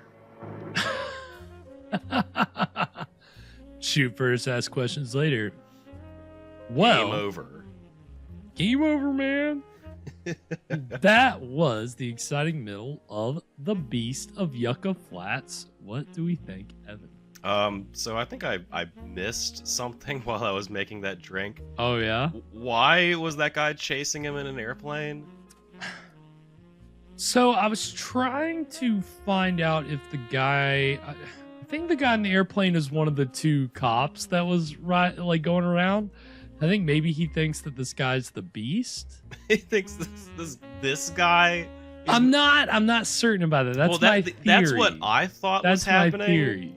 But I really wasn't sure because my thought was, there's no way no one would mistake this guy for Tor Johnson, even from an airplane.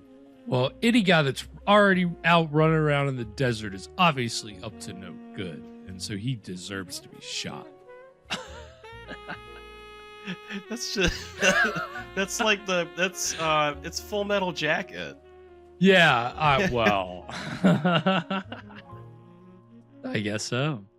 And yeah, so Kathy, you've confirmed it. That is the cop in the plane. Yeah.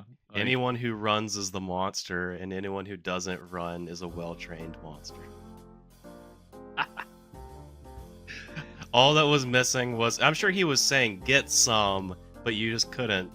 Yeah, right. You They couldn't didn't dub see that that part. because, and even if they were in close up, you saw his lips move. That's probably what he was saying, but they're not going to dub that. Yeah, Oh, yeah, maybe that's it, Kathy. Yeah, maybe the cops don't know what the monster looks like. So it's some guy. Yeah, right. Yeah, so yeah, I mean, Okay. You're right. Shoot first, ask questions later. That's, I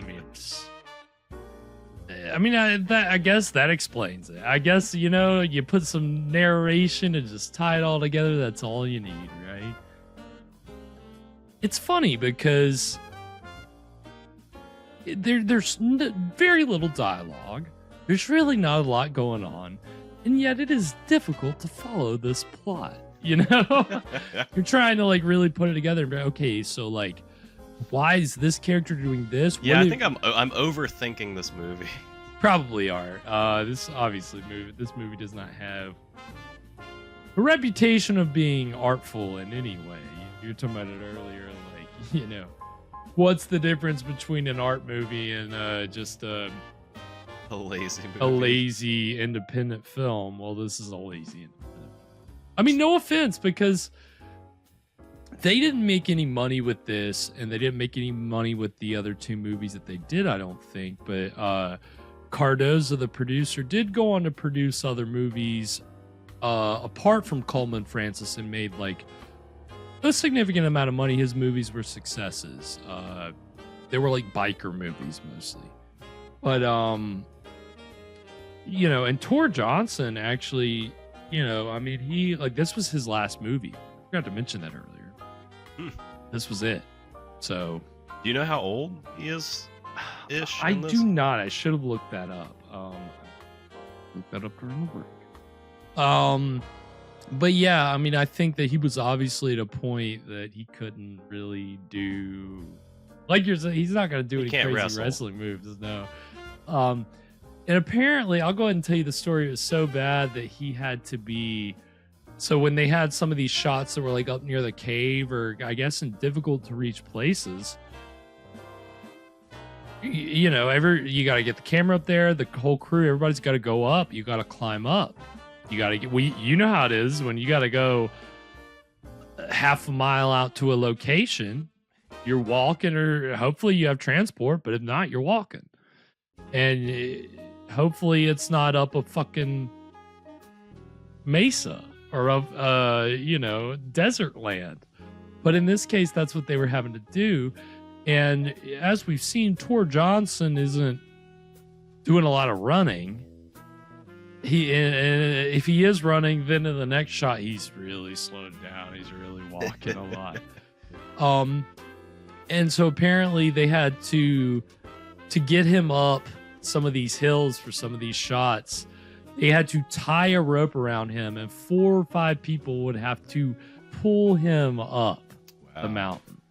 This is according to Cardozo, the producer. And what they could have done is just gotten a bunch of helium balloons. On his weather balloons. It would have made it. They're not thinking on that level. We know at that level, this is a Nathan Fielder level that very few people can operate on, obviously. Obviously, Coleman Francis was not up to the task. I mean, again, you know, these are just indie people just trying to make a movie, and, you know, they didn't. It's a movie. It's a movie. It is a movie. It is a movie. It is a movie. You can say that, and you know, there have been some nice shots, some nice visuals. Yeah, definitely. Just the on-location shooting is making, you know, really. It's doing a lot of heavy lifting. Yeah. Oh God, yeah. It really is. When the story, everything else is all over the place, at least you can look and be like, wow, that's a really good shot. Yeah, the desert sure is pretty this time. Beautiful of year. Desert. Yeah, that's, you know, that's the beauty of the summer. You got to even appreciate the warmth of the desert. You're not always near a body of water. Sometimes it's just sand and rocks and cacti and brush. So all that good stuff. But it's funny because, obviously, I mean, the plot here is at least trying to do something, mixing the atomic monster theme with the Cold War theme, which obviously tensions were ramping up in the late 50s, early 60s in the United States, between Russia and the United States during the Cold War.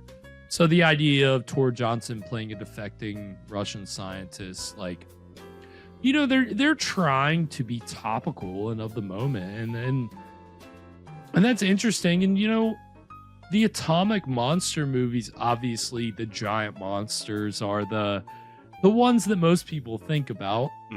When you've got Godzilla, obviously that's very specific to the droppings of the atomic bombs on Japan. And obviously there's a whole thing between the American version of Godzilla and the original Japanese version of Godzilla, and the interpretations of those two movies. But it's still just this idea of radiation creating this horrible monster. And so obviously you get dinosaur underwater type creatures, you get giant bugs, you get ants and tarantulas and grasshoppers and all those good things, spiders of course. And you don't really have too many movies where the victim is a human who is turned into a monster. You have the movies where either somebody is grown to gigantic size or shrunken down to itty bitty size. You don't really have too many movies that deal with a person being transformed into a monster by atomic radiation. That's the funny thing about Bride of the Monster. Lobo in Bride of the Monster, the Dr. Voronoff's experiments are, it's atomic experiments. An atomic man. Yeah, right, exactly. And that's what he's trying. Voronoff is trying to create a race of atomic supermen, right?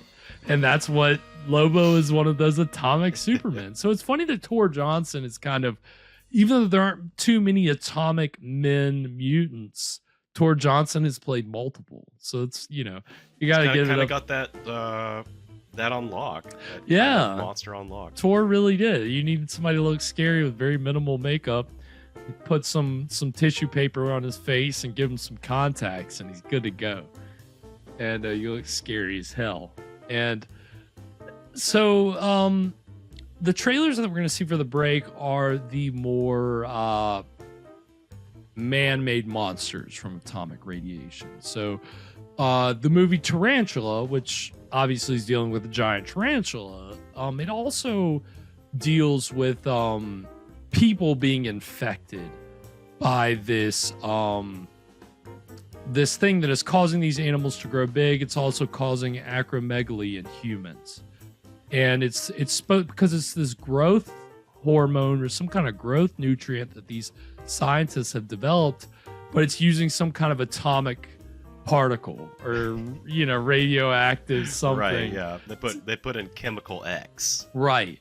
And they thought that would really, that plus sugar, spice, and everything nice, that should do the trick. But in this case, apparently it just really makes you deformed. And so that's an interesting one, though, because again, you're mixing the giant bugs with people who are being affected by this kind of radioactive stuff. The other trailer we're going to see is for The Amazing Colossal Man, which is giant man from atomic radiation, right? The sequel to the 50-Foot Woman. The 50-Foot Man. It's the very, very cheap mockbuster of Attack of the 50. Because I think Attack of the 50-Foot Woman was a studio film, or at least distributed by a studio. And then The Amazing Colossal Man was a Burt I. Gordon film. We've seen one of his movies before in our previous summer of Schlock when we watched Tormented. He was the guy that did a lot of giant ants, bugs, people using like rear projection and visual special effects and techniques. And you know, it was low budget, but I mean, he made money off these movies. And The Amazing Colossal Man is you know, just, it's funny because it's got this shot of this guy who's like standing there in normal clothes, and then there's this atomic blast, and then it does this pretty nice jump cut, and his clothes are all torn, and he's like all charred, and then he does he rear project him too, like the giant bugs? Yeah, that's how they make him giant, is they use the rear projecting technology. That was Burt I. Gordon, that, you know, this is his like favorite technique. They called him Mr. Big because Burt I. Gordon, his initials, but also he liked to do that stuff. So amazing. But yeah, so that's the thing, is these movies were popular in the mid to late 50s, but tonight's film comes right on the tail end of that. So it's like, almost like the atomic monster stuff is almost outdated by this time, but they're trying to bring the Cold War thriller stuff in to, you know, bring a relevant modern element to kind of exploit and get butts in seats. So it's interesting. Which all the, even these atomic monster movies, there's a lot of the sci-fi movies of the 50s.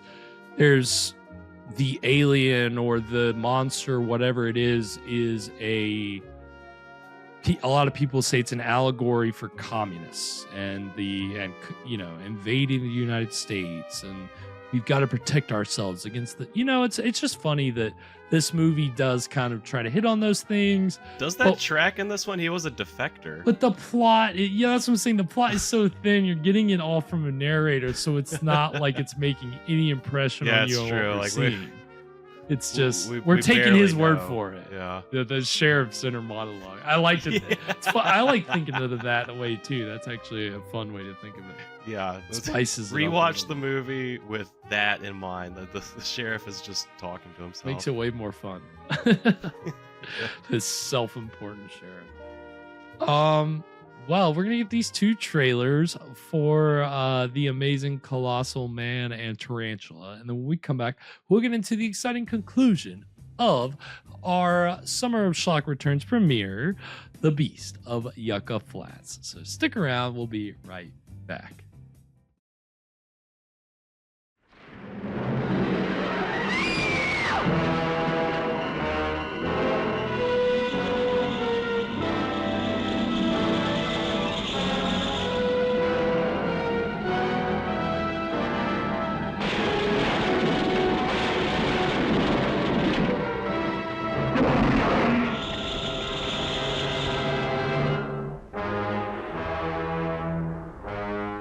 What if circumstances were to magnify one of them in size and strength, took it out of its primitive world and turned it loose in ours?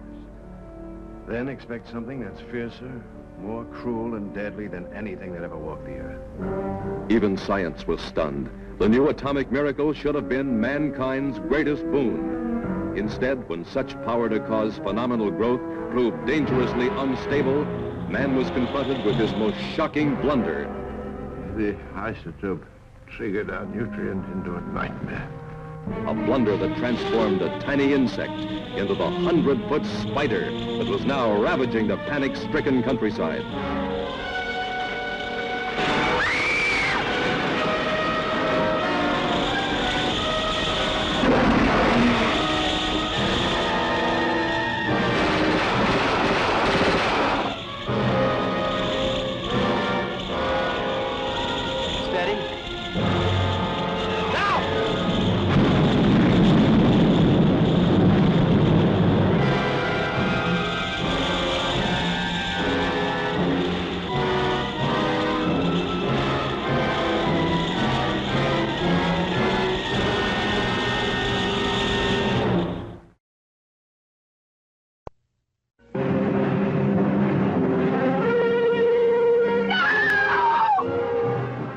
She's a girl who loved a man.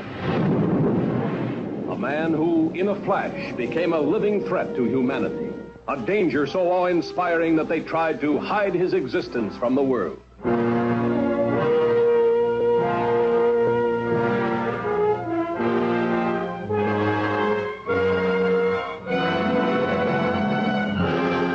What happened? What made him grow?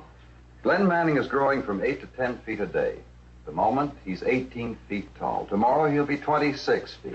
The next day, 35, maybe 40, and the next day... But you've got to stop it.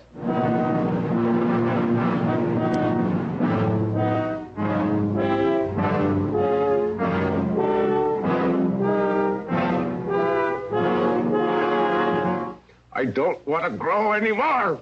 Day and night, scientists search, trying every experiment their brilliant minds can conceive, finding the expected, the unexpected, and the shocking. For the immeasurable power of this ever-growing mammoth portends a fate that terrifies the universe. Drive it in hard. We have to penetrate the bone in the first ejection. Ready? Look out, he's reaching down. We want to help you to get well. Manning's disappeared, Eric. We can't find him anywhere on the grounds. Police Chief Benson has asked me to tell you to stay in your homes. Stay in your homes. A man once loved by a woman, now feared by the whole world. A 60-foot giant in the streets of Las Vegas.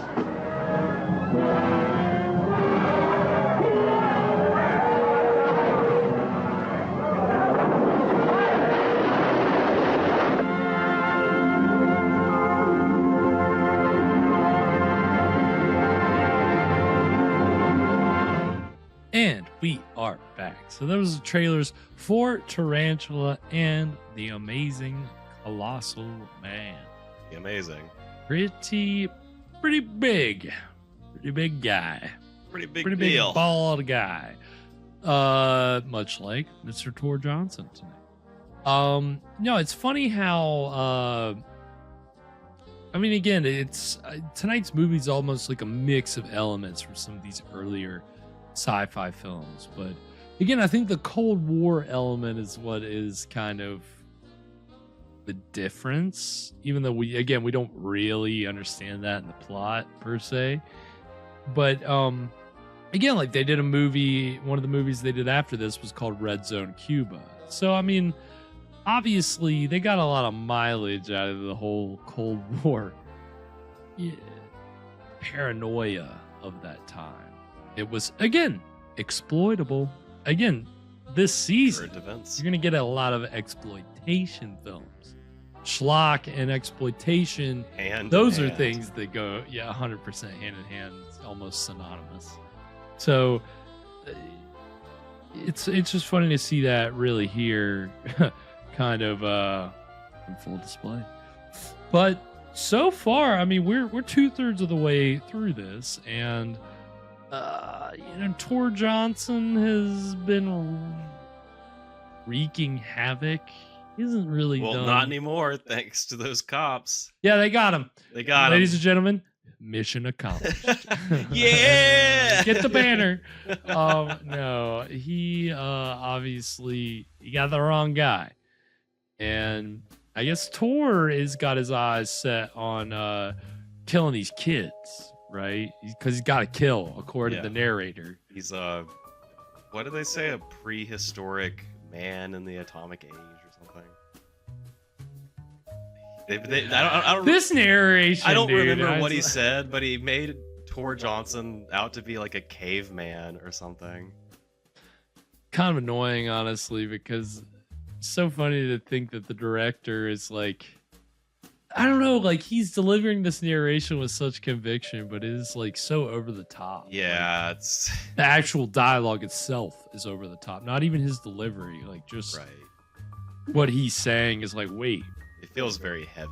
And all the talk about progress, and it's just like, all right, we get your point. You're beating a dead horse at this point.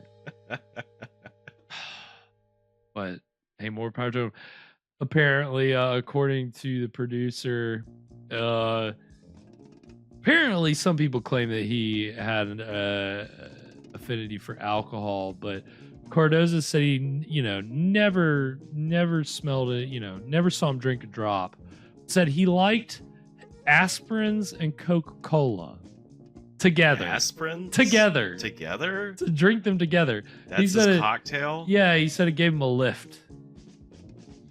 So that's what you should have made tonight. You should have Coca-Cola, rum, and aspirin. Yeah, great. Yeah. See how we start the show versus how we end the show. Yeah, are we gonna get another of his films? Because maybe next time. I don't think so. This one's in the public domain because they didn't renew it. It's kind of weird because they actually filed the registration the year that they should have renewed it, but they just filed a registration. They didn't file a renewal. Like no registration had ever been filed in the first place, so they filed the registration. But you still, if it was before 1964, you still had to file a renewal. After 1964, as long as you have a copyright notice on it, technically, but there's still some movies that have a copyright notice after 1964, so technically they didn't have to renew, but they seem to be public domain, so I can only think that there is still maybe some validity to the renewal. I'm figuring this all out as I go. We're all learning together. The law is very complicated. It is, and people don't like to get involved with public domain or copyright. Like YouTube, that's, not to go into it, but they don't like to get involved in copyright stuff. So if somebody wants to claim something that they technically don't own, that the public technically owns, if they're a big enough company, it can just shut everybody down from using it. So, and YouTube is not going to change that. So, although they did make the appeal process easier, and after I had answered some feedback, it said, "You guys make this kind of tricky. You have this invisible little arrow that I can never see, and then I submit these things and I can't write my comment." And then this time, the comment box immediately showed I didn't have to click an arrow. And that's why I said they listened to you. They listened to me, as I'm saying. So I'm making some headway with YouTube, but on the public domain front, I don't know if they'll ever change. But we'll keep doing our thing over here. We're just scratching the surface, really.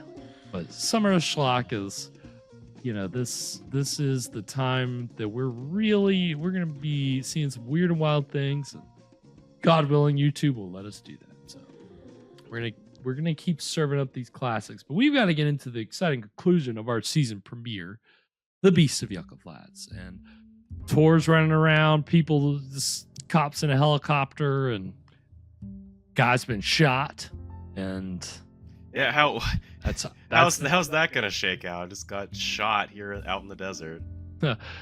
I think it'll be fine. Yeah, he'll walk it off. Yeah, I mean, come on. If Tor Johnson can survive an atomic blast and become a monster who's speaking even though he's mute, then I think that this guy can shake off a gunshot. Yeah, we'll see. Yeah, he should have just ducked and covered. We should have learned by now that's the answer to everything. Tonight, if we walk away with anything, be it that, duck and cover. Well, anything else before we get into it, Evan? So all of these movies are, they portray or present the atomic bomb as a bad thing. Where are all of the pro nuke movies? That's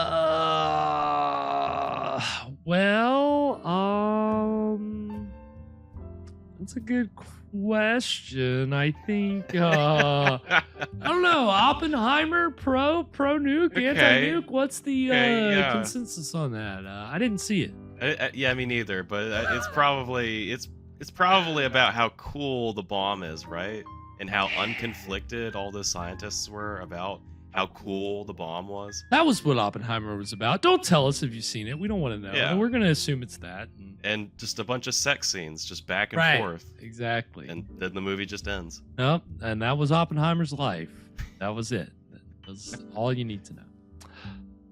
Well, on that note, we're going to go ahead and get into the exciting conclusion of our season 10 finale, the return of the Summer of Schlock, The Beast of Yucca Flats.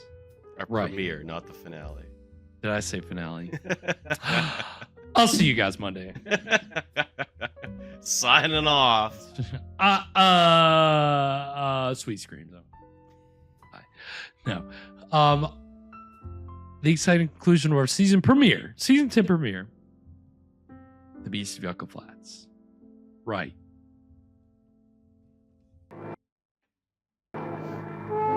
Actually, you said premiere. Or did you? I'm going to start doing what this movie does. The folks at home know. Folks at home. Rewind it back. Play it back. The pilot dropped his man. If Joe Dobson moves north, Hank will be caught in the middle. An innocent victim caught in the wheels of justice. Oh my God. How many wheels? Wheels of justice, wheels of progress, a lot of wheels turning right now. Just got wheels on the brain.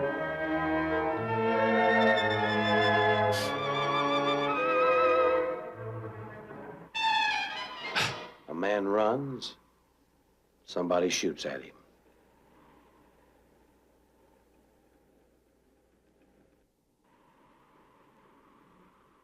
Who's this? It's the pilot. That's he jumped out of the plane? Yep. What? Just bailed. Always like that YouTuber. Wait, and our guy just got up. Oh, he's fine. He shook it off. You know he's got some T-Swift on that playlist.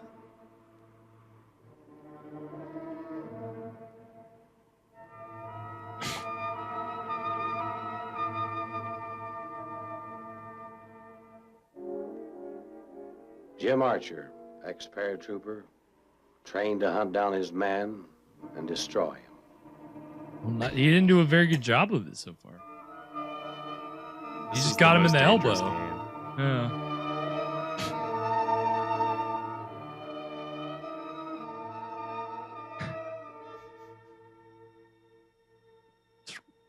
Walking around with this gun, just willy-nilly. Have we had a most dangerous game set in the desert? No. Is that just No Country for Old Men? Yeah, I think so. Yeah, it's so weird that they're chasing after this innocent guy. And the hunted. With only a few hundred yards between him and the enemy, Jim closes in for the kill. Thanks, narrator. What would we do without you, Coleman Francis?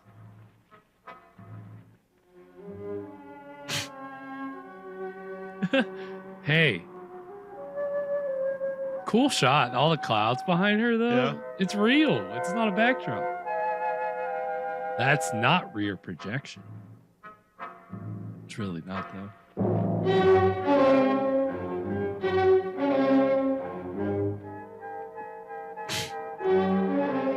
Hey! Hey! Did you not read that sign, buddy?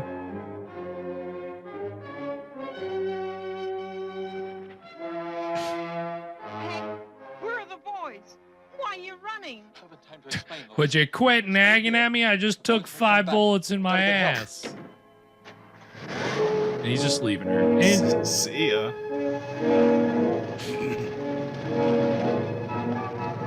She's just staring, watching him go away. Just call a taxi or something. Well, I guess her direction was just be a statue. He's right there.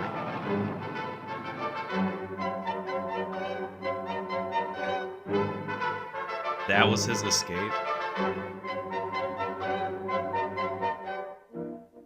20 hours without rest and still no enemy. In the blistering desert heat, Jim and Joe plan another attack. Find the beast and kill him. Kill or be killed. Man's inhumanity to man. Ed Wood does this kind of like proselytizing. That's the only word that I like keeps coming to my mind. It's just it's like, bro. Pontificating. Pontificating, yeah, that's the better word. That's the P word I'm looking for. Pontificating.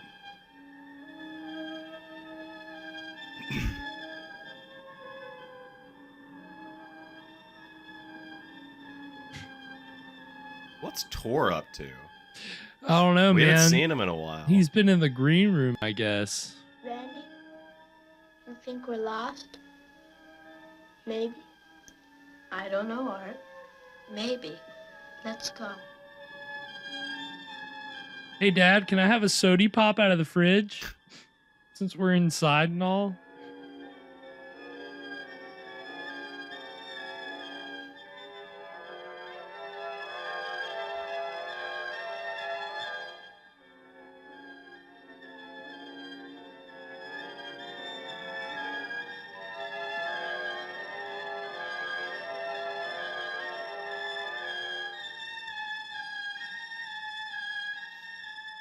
She finally allows herself to feel some emotion.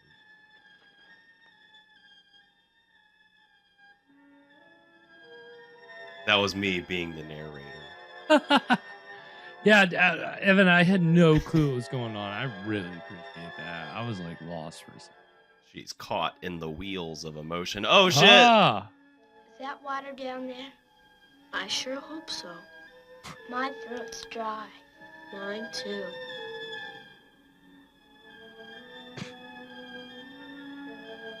Dude, I love the Fantastic Four. Thing.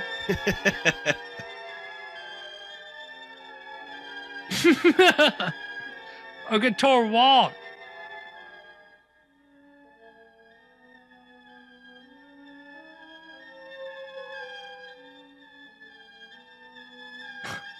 I'm just waiting to hear the Andy Griffith whistle, and they need to grab the fishing poles from behind that tree. I mean, this kid right here on the right looks like Opie. Absolutely, yeah. Can't be. Wow, you find the fountain of youth, ain't be? Ain't be.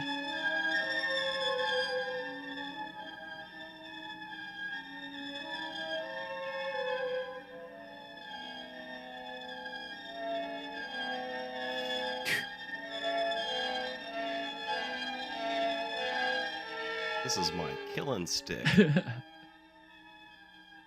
So actually, I need this walking stick. I get really tired. I have to rest. This is the only thing that gets me by out here.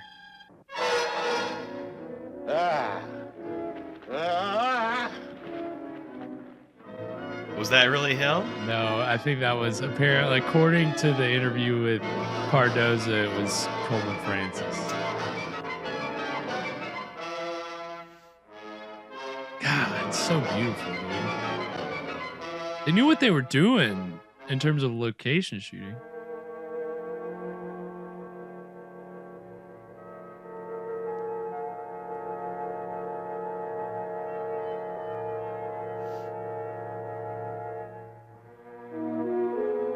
You know, it's really fortunate that California is very, like, visually interesting. Yeah. For, like, you know, What? it to be the place where movies popped up.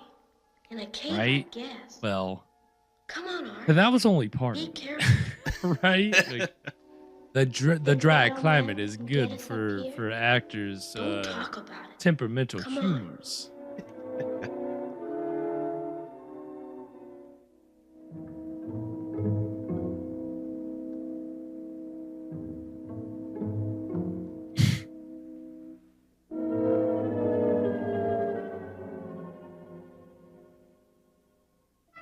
Art, get back. I hope he didn't hear that.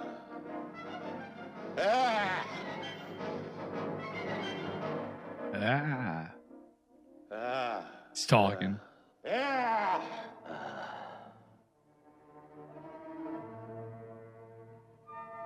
Sounds like a Scooby-Doo monster. He does. Shakes the stick and goes, Yeah, that same canned His victim gone. dialogue. Unleashes his fury.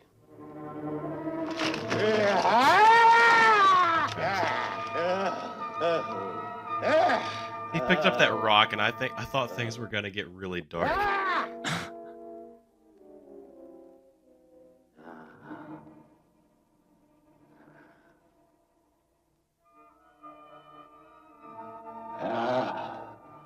Guess he can't see in the dark.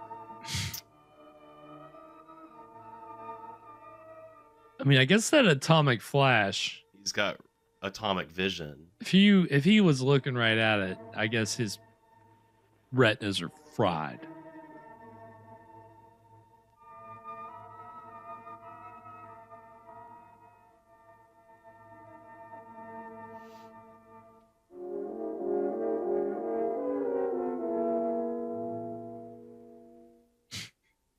Classic Scooby-Doo. Now let's just sneak around the sleeping villain.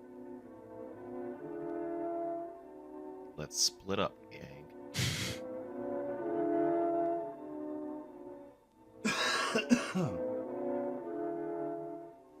All right, you grab the net,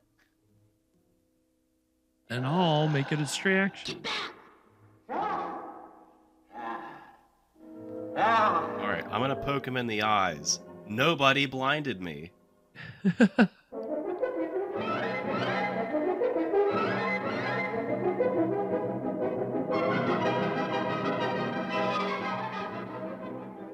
Hank and some helpful neighbors, the search narrows. Come on, gang.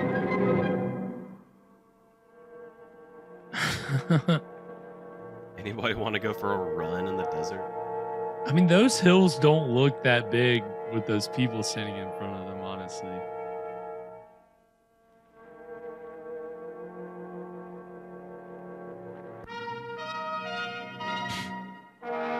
Sneak, sneak. You need the Hanna-Barbera sound effects. Uh-oh.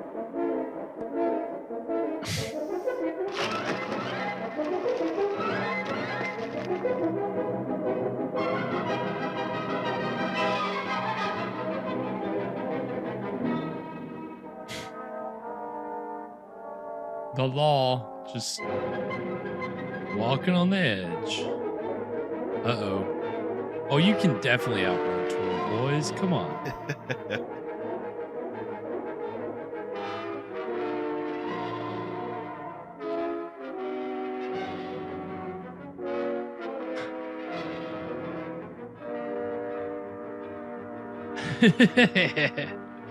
Hey, you kids, get off of my flats.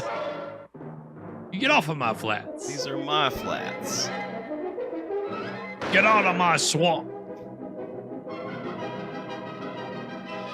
Uh-oh.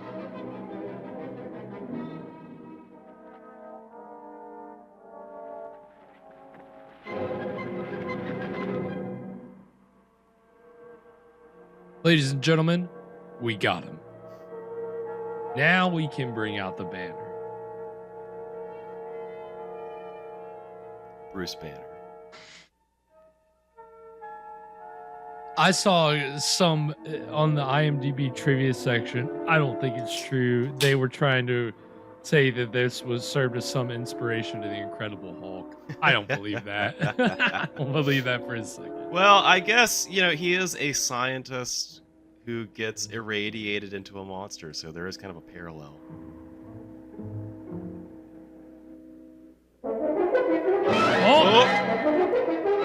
Oh, is Tor about to wrestle? We'll do some wrestling? Do it. Put him in headlock. Full Nelson.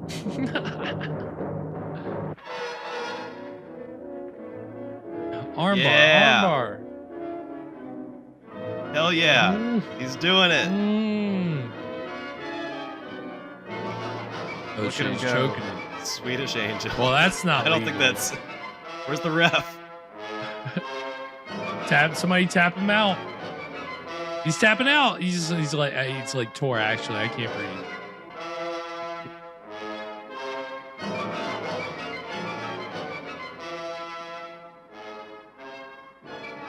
Jeez, Tor.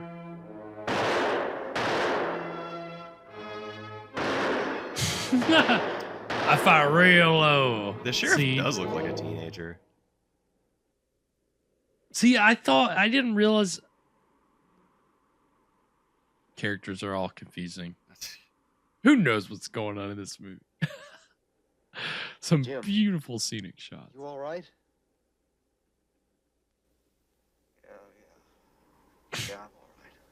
Yeah, I'm good.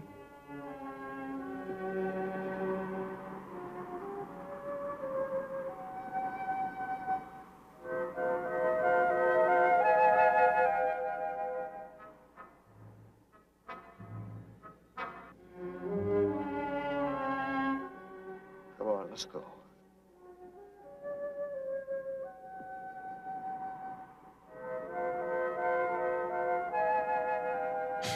Somebody else will clean this up. Joseph Jaworski, noted scientist.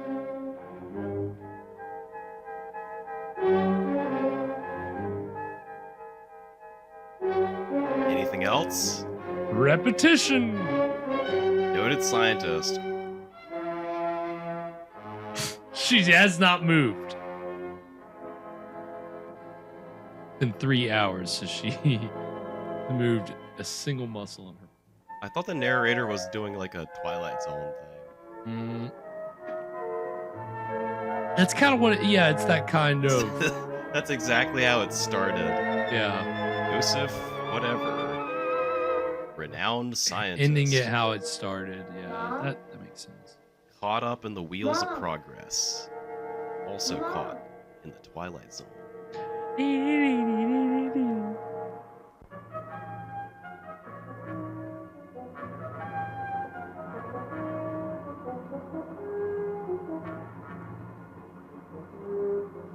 man, now we're gonna have a monster rabbit.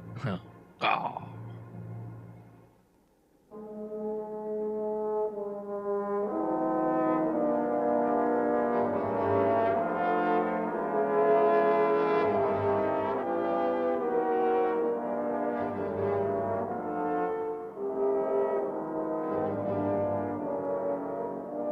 Just like of Mice and Men.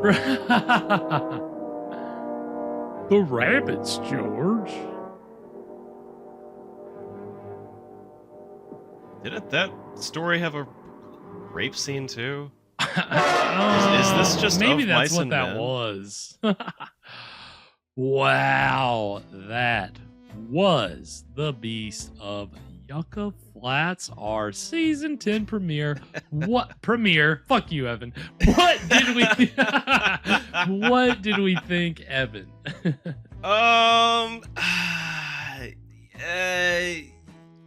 You know, I hate to like play script doctor or movie doctor to this super old movie. Why did he think that the narration was a good idea? Do you Like, think there's so you many would have gotten baffling any decisions. of what we understand from the story had we not had the narration? Well, no, and I guess like that's just the band-aid solution to he's not communicating any of the like pertinent information. This is a tell don't show movie. Well, and I feel like Francis he wrote it knowing that he would have the narration. Like the narration, I feel like was always there.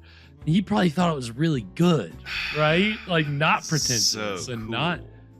He probably did think it was really cool, and obviously, Was this his first movie?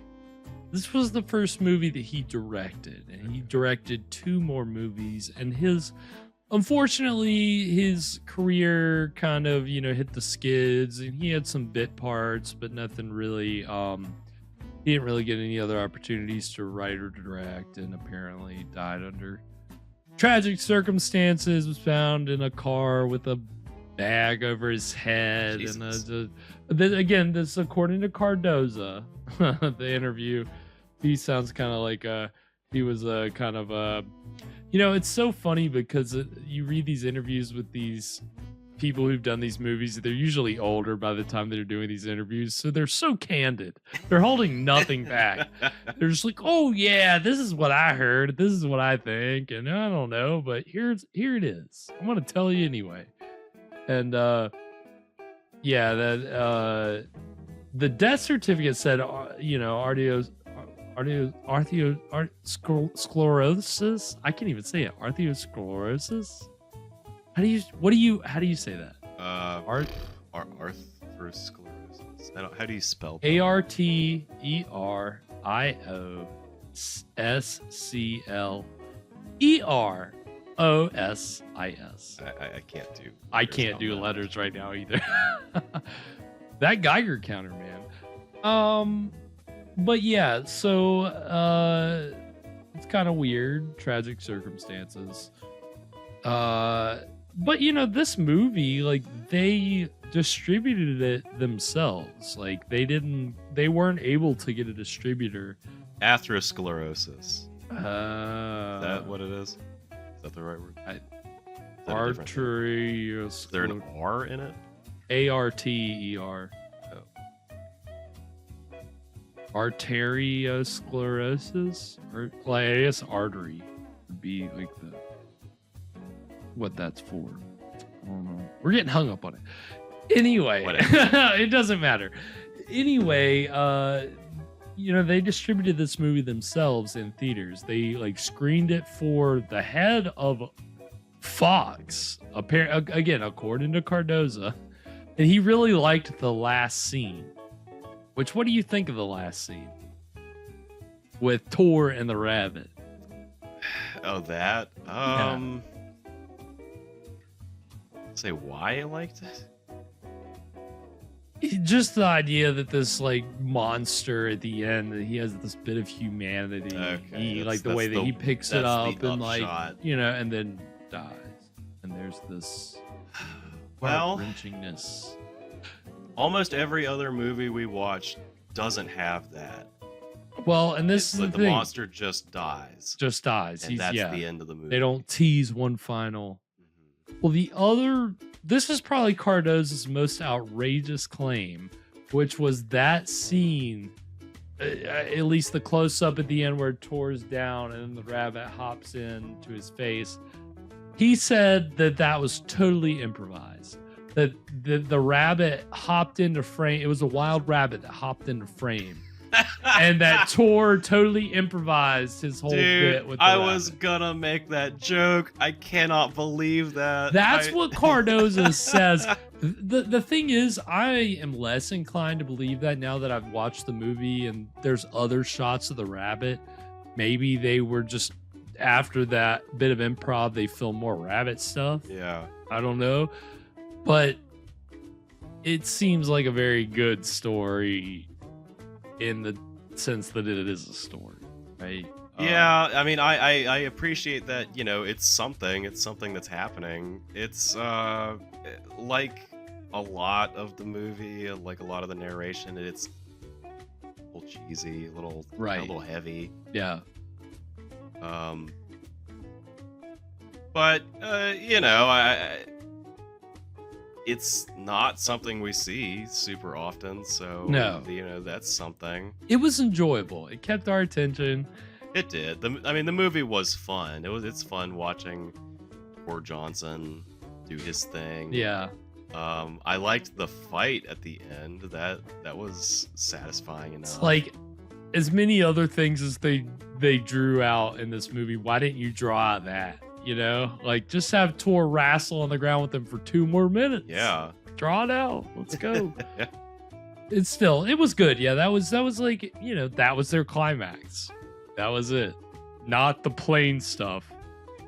Which is kind of weird to have that, like, in the back half of your movie, this climactic plane sequence. Yeah. You know, there is a level of like production value here that I mean, we got like the plane, all of this on location stuff, the car chase at the beginning, car chase, the cave. If this had been on a sound stage, and this movie would have sucked really hard. I think it would have really like been pretty bad. Yeah.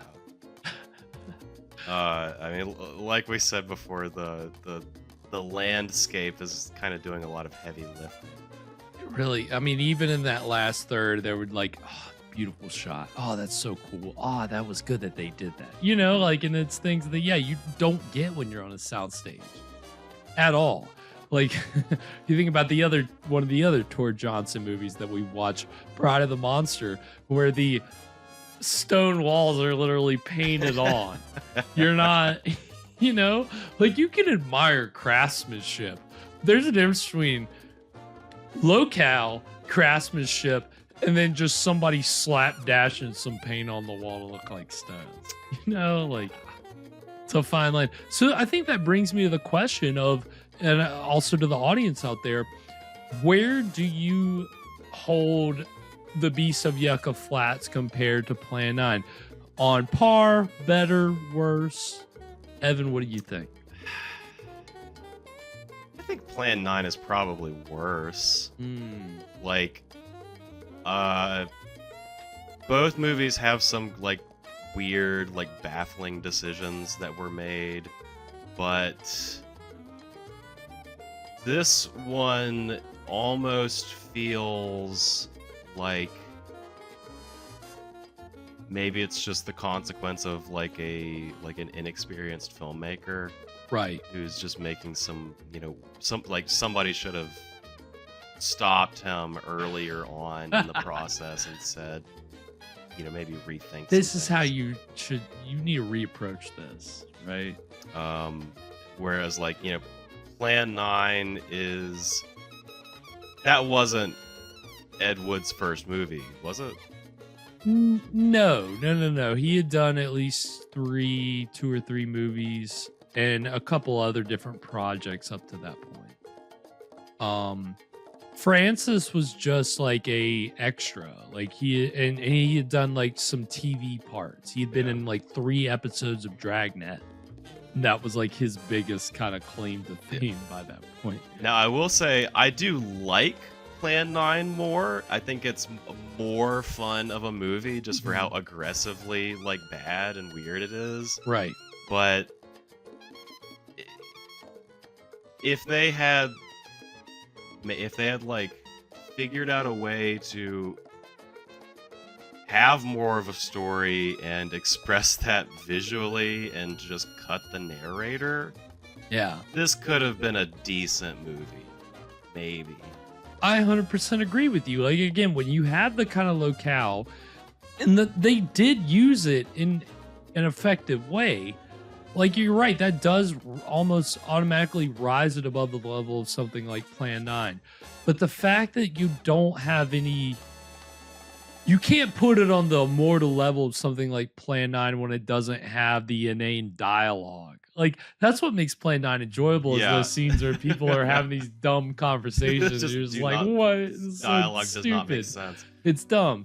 And it's fun. And that's part of the enjoyment of it. Here, it's like they just cut all those scenes out. But really, they always planned to do it this way, where they just had the narrator. They knew they were shooting it without sound. So they didn't bother writing lines for people, or if you did have lines, you weren't going to see your face anyway.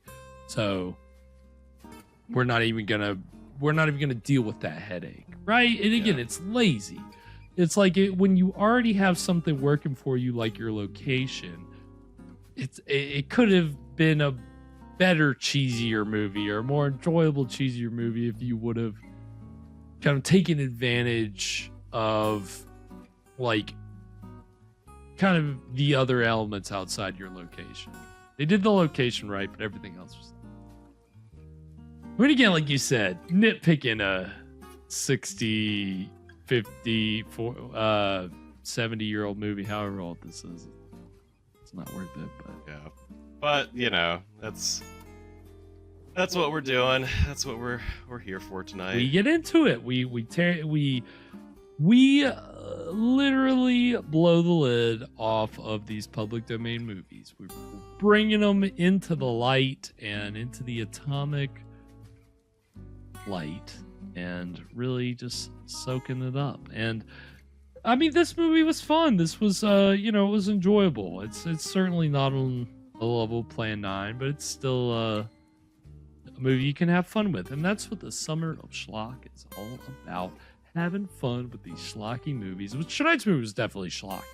Can't. Oh, definitely. Cannot deny that. So. It's the bill. But we're going to be continuing to serve it up all summer long. And again, every season, 10 movies. So we're going to have 9 more of the schlockiest pieces of schlock that we have been able to find up to this point. Next week, we're going to be watching, again, a little regional horror film out of Florida. I believe, Coconut Grove or Coral Gables or one of those fun little Florida spots. And it is a 1964 film entitled Honeymoon of Horror.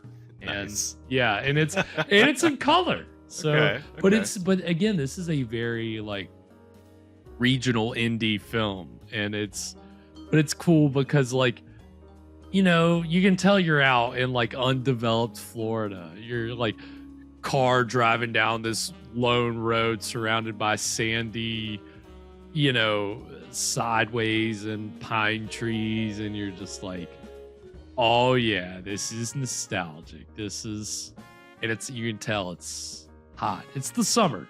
This is the honeymoon of horror. So you're going to be taking your honeymoon at the right time, summer. And we'll be out by the pool. And so, you know, I don't think we'll be out by the beach. That's the thing. You'd hope when you're out in Florida to be able to make a trip to the beach. But we'll at least be by the pool next Friday. So bring your sunscreen.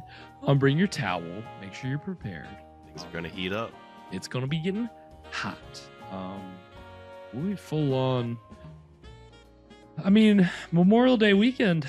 I hope everybody enjoys it. I hope that you have a good time and you know, celebrate. Yeah, maybe you can get out to the pool. The unofficial start of Florida. Yeah, wherever, you know, vacation, home or away, it's the unofficial start of summer. So do it up right. And I'm glad that this is the time of year that we're kicking off our summer of Schlock. So we'll be keeping it going every Friday night at 9 p.m. Eastern. Of course, on Wednesdays, we're going to be bringing you a different kind of schlock. We, with our mini-sodes on Wednesday evenings, alternate every season between serials and TV shows. And we just wrapped up a TV show last season, so we're back on serials and in a pretty interesting one this season, which I think you could call schlocky. It's entitled The Phantom Empire, and it is a sci-fi western. So, and it's from the mid 30s, late 30s. So it's just some early Weird West. Weird West. And we don't, you know, we've only had one other western that we've watched, which Jesse James was Frankenstein's daughter. So it's gonna be nice to be not Undersea Kingdom. Yeah, well, they were on horses, but it just Atlantis is not. That's we won't count that.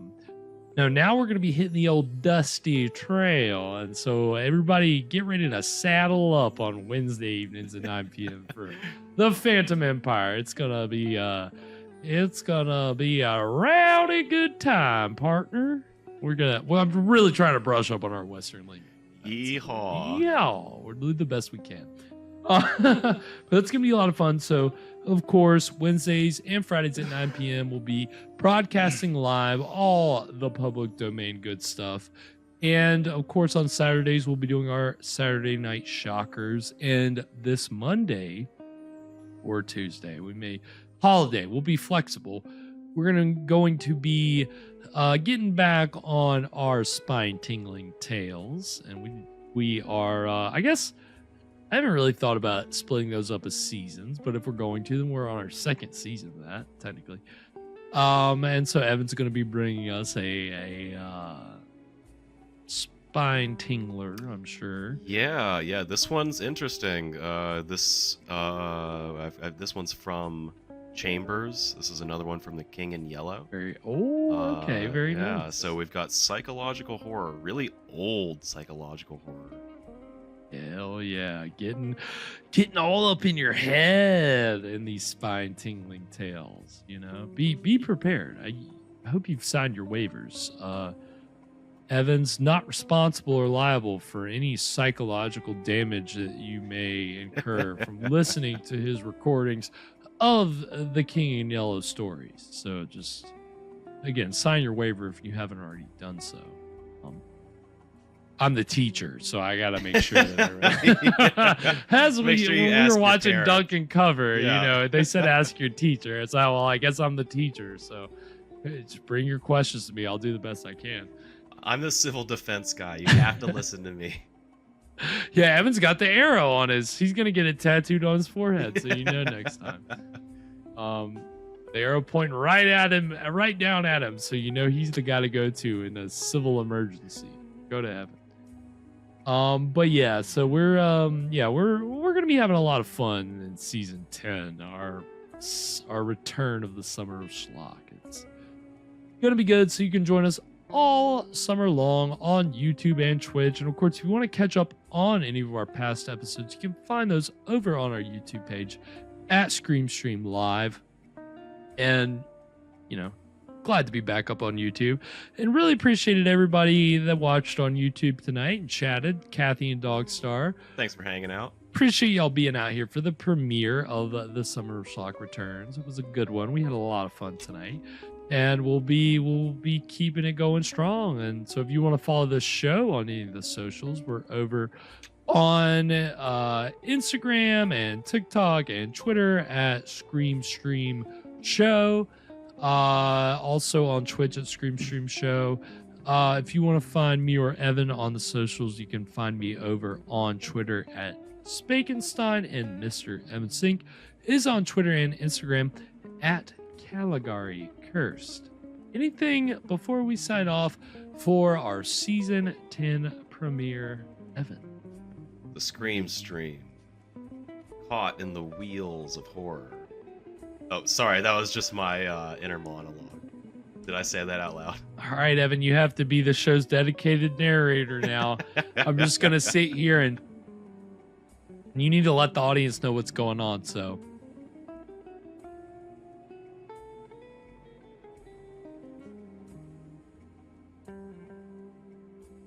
I'm not going to say Too many it.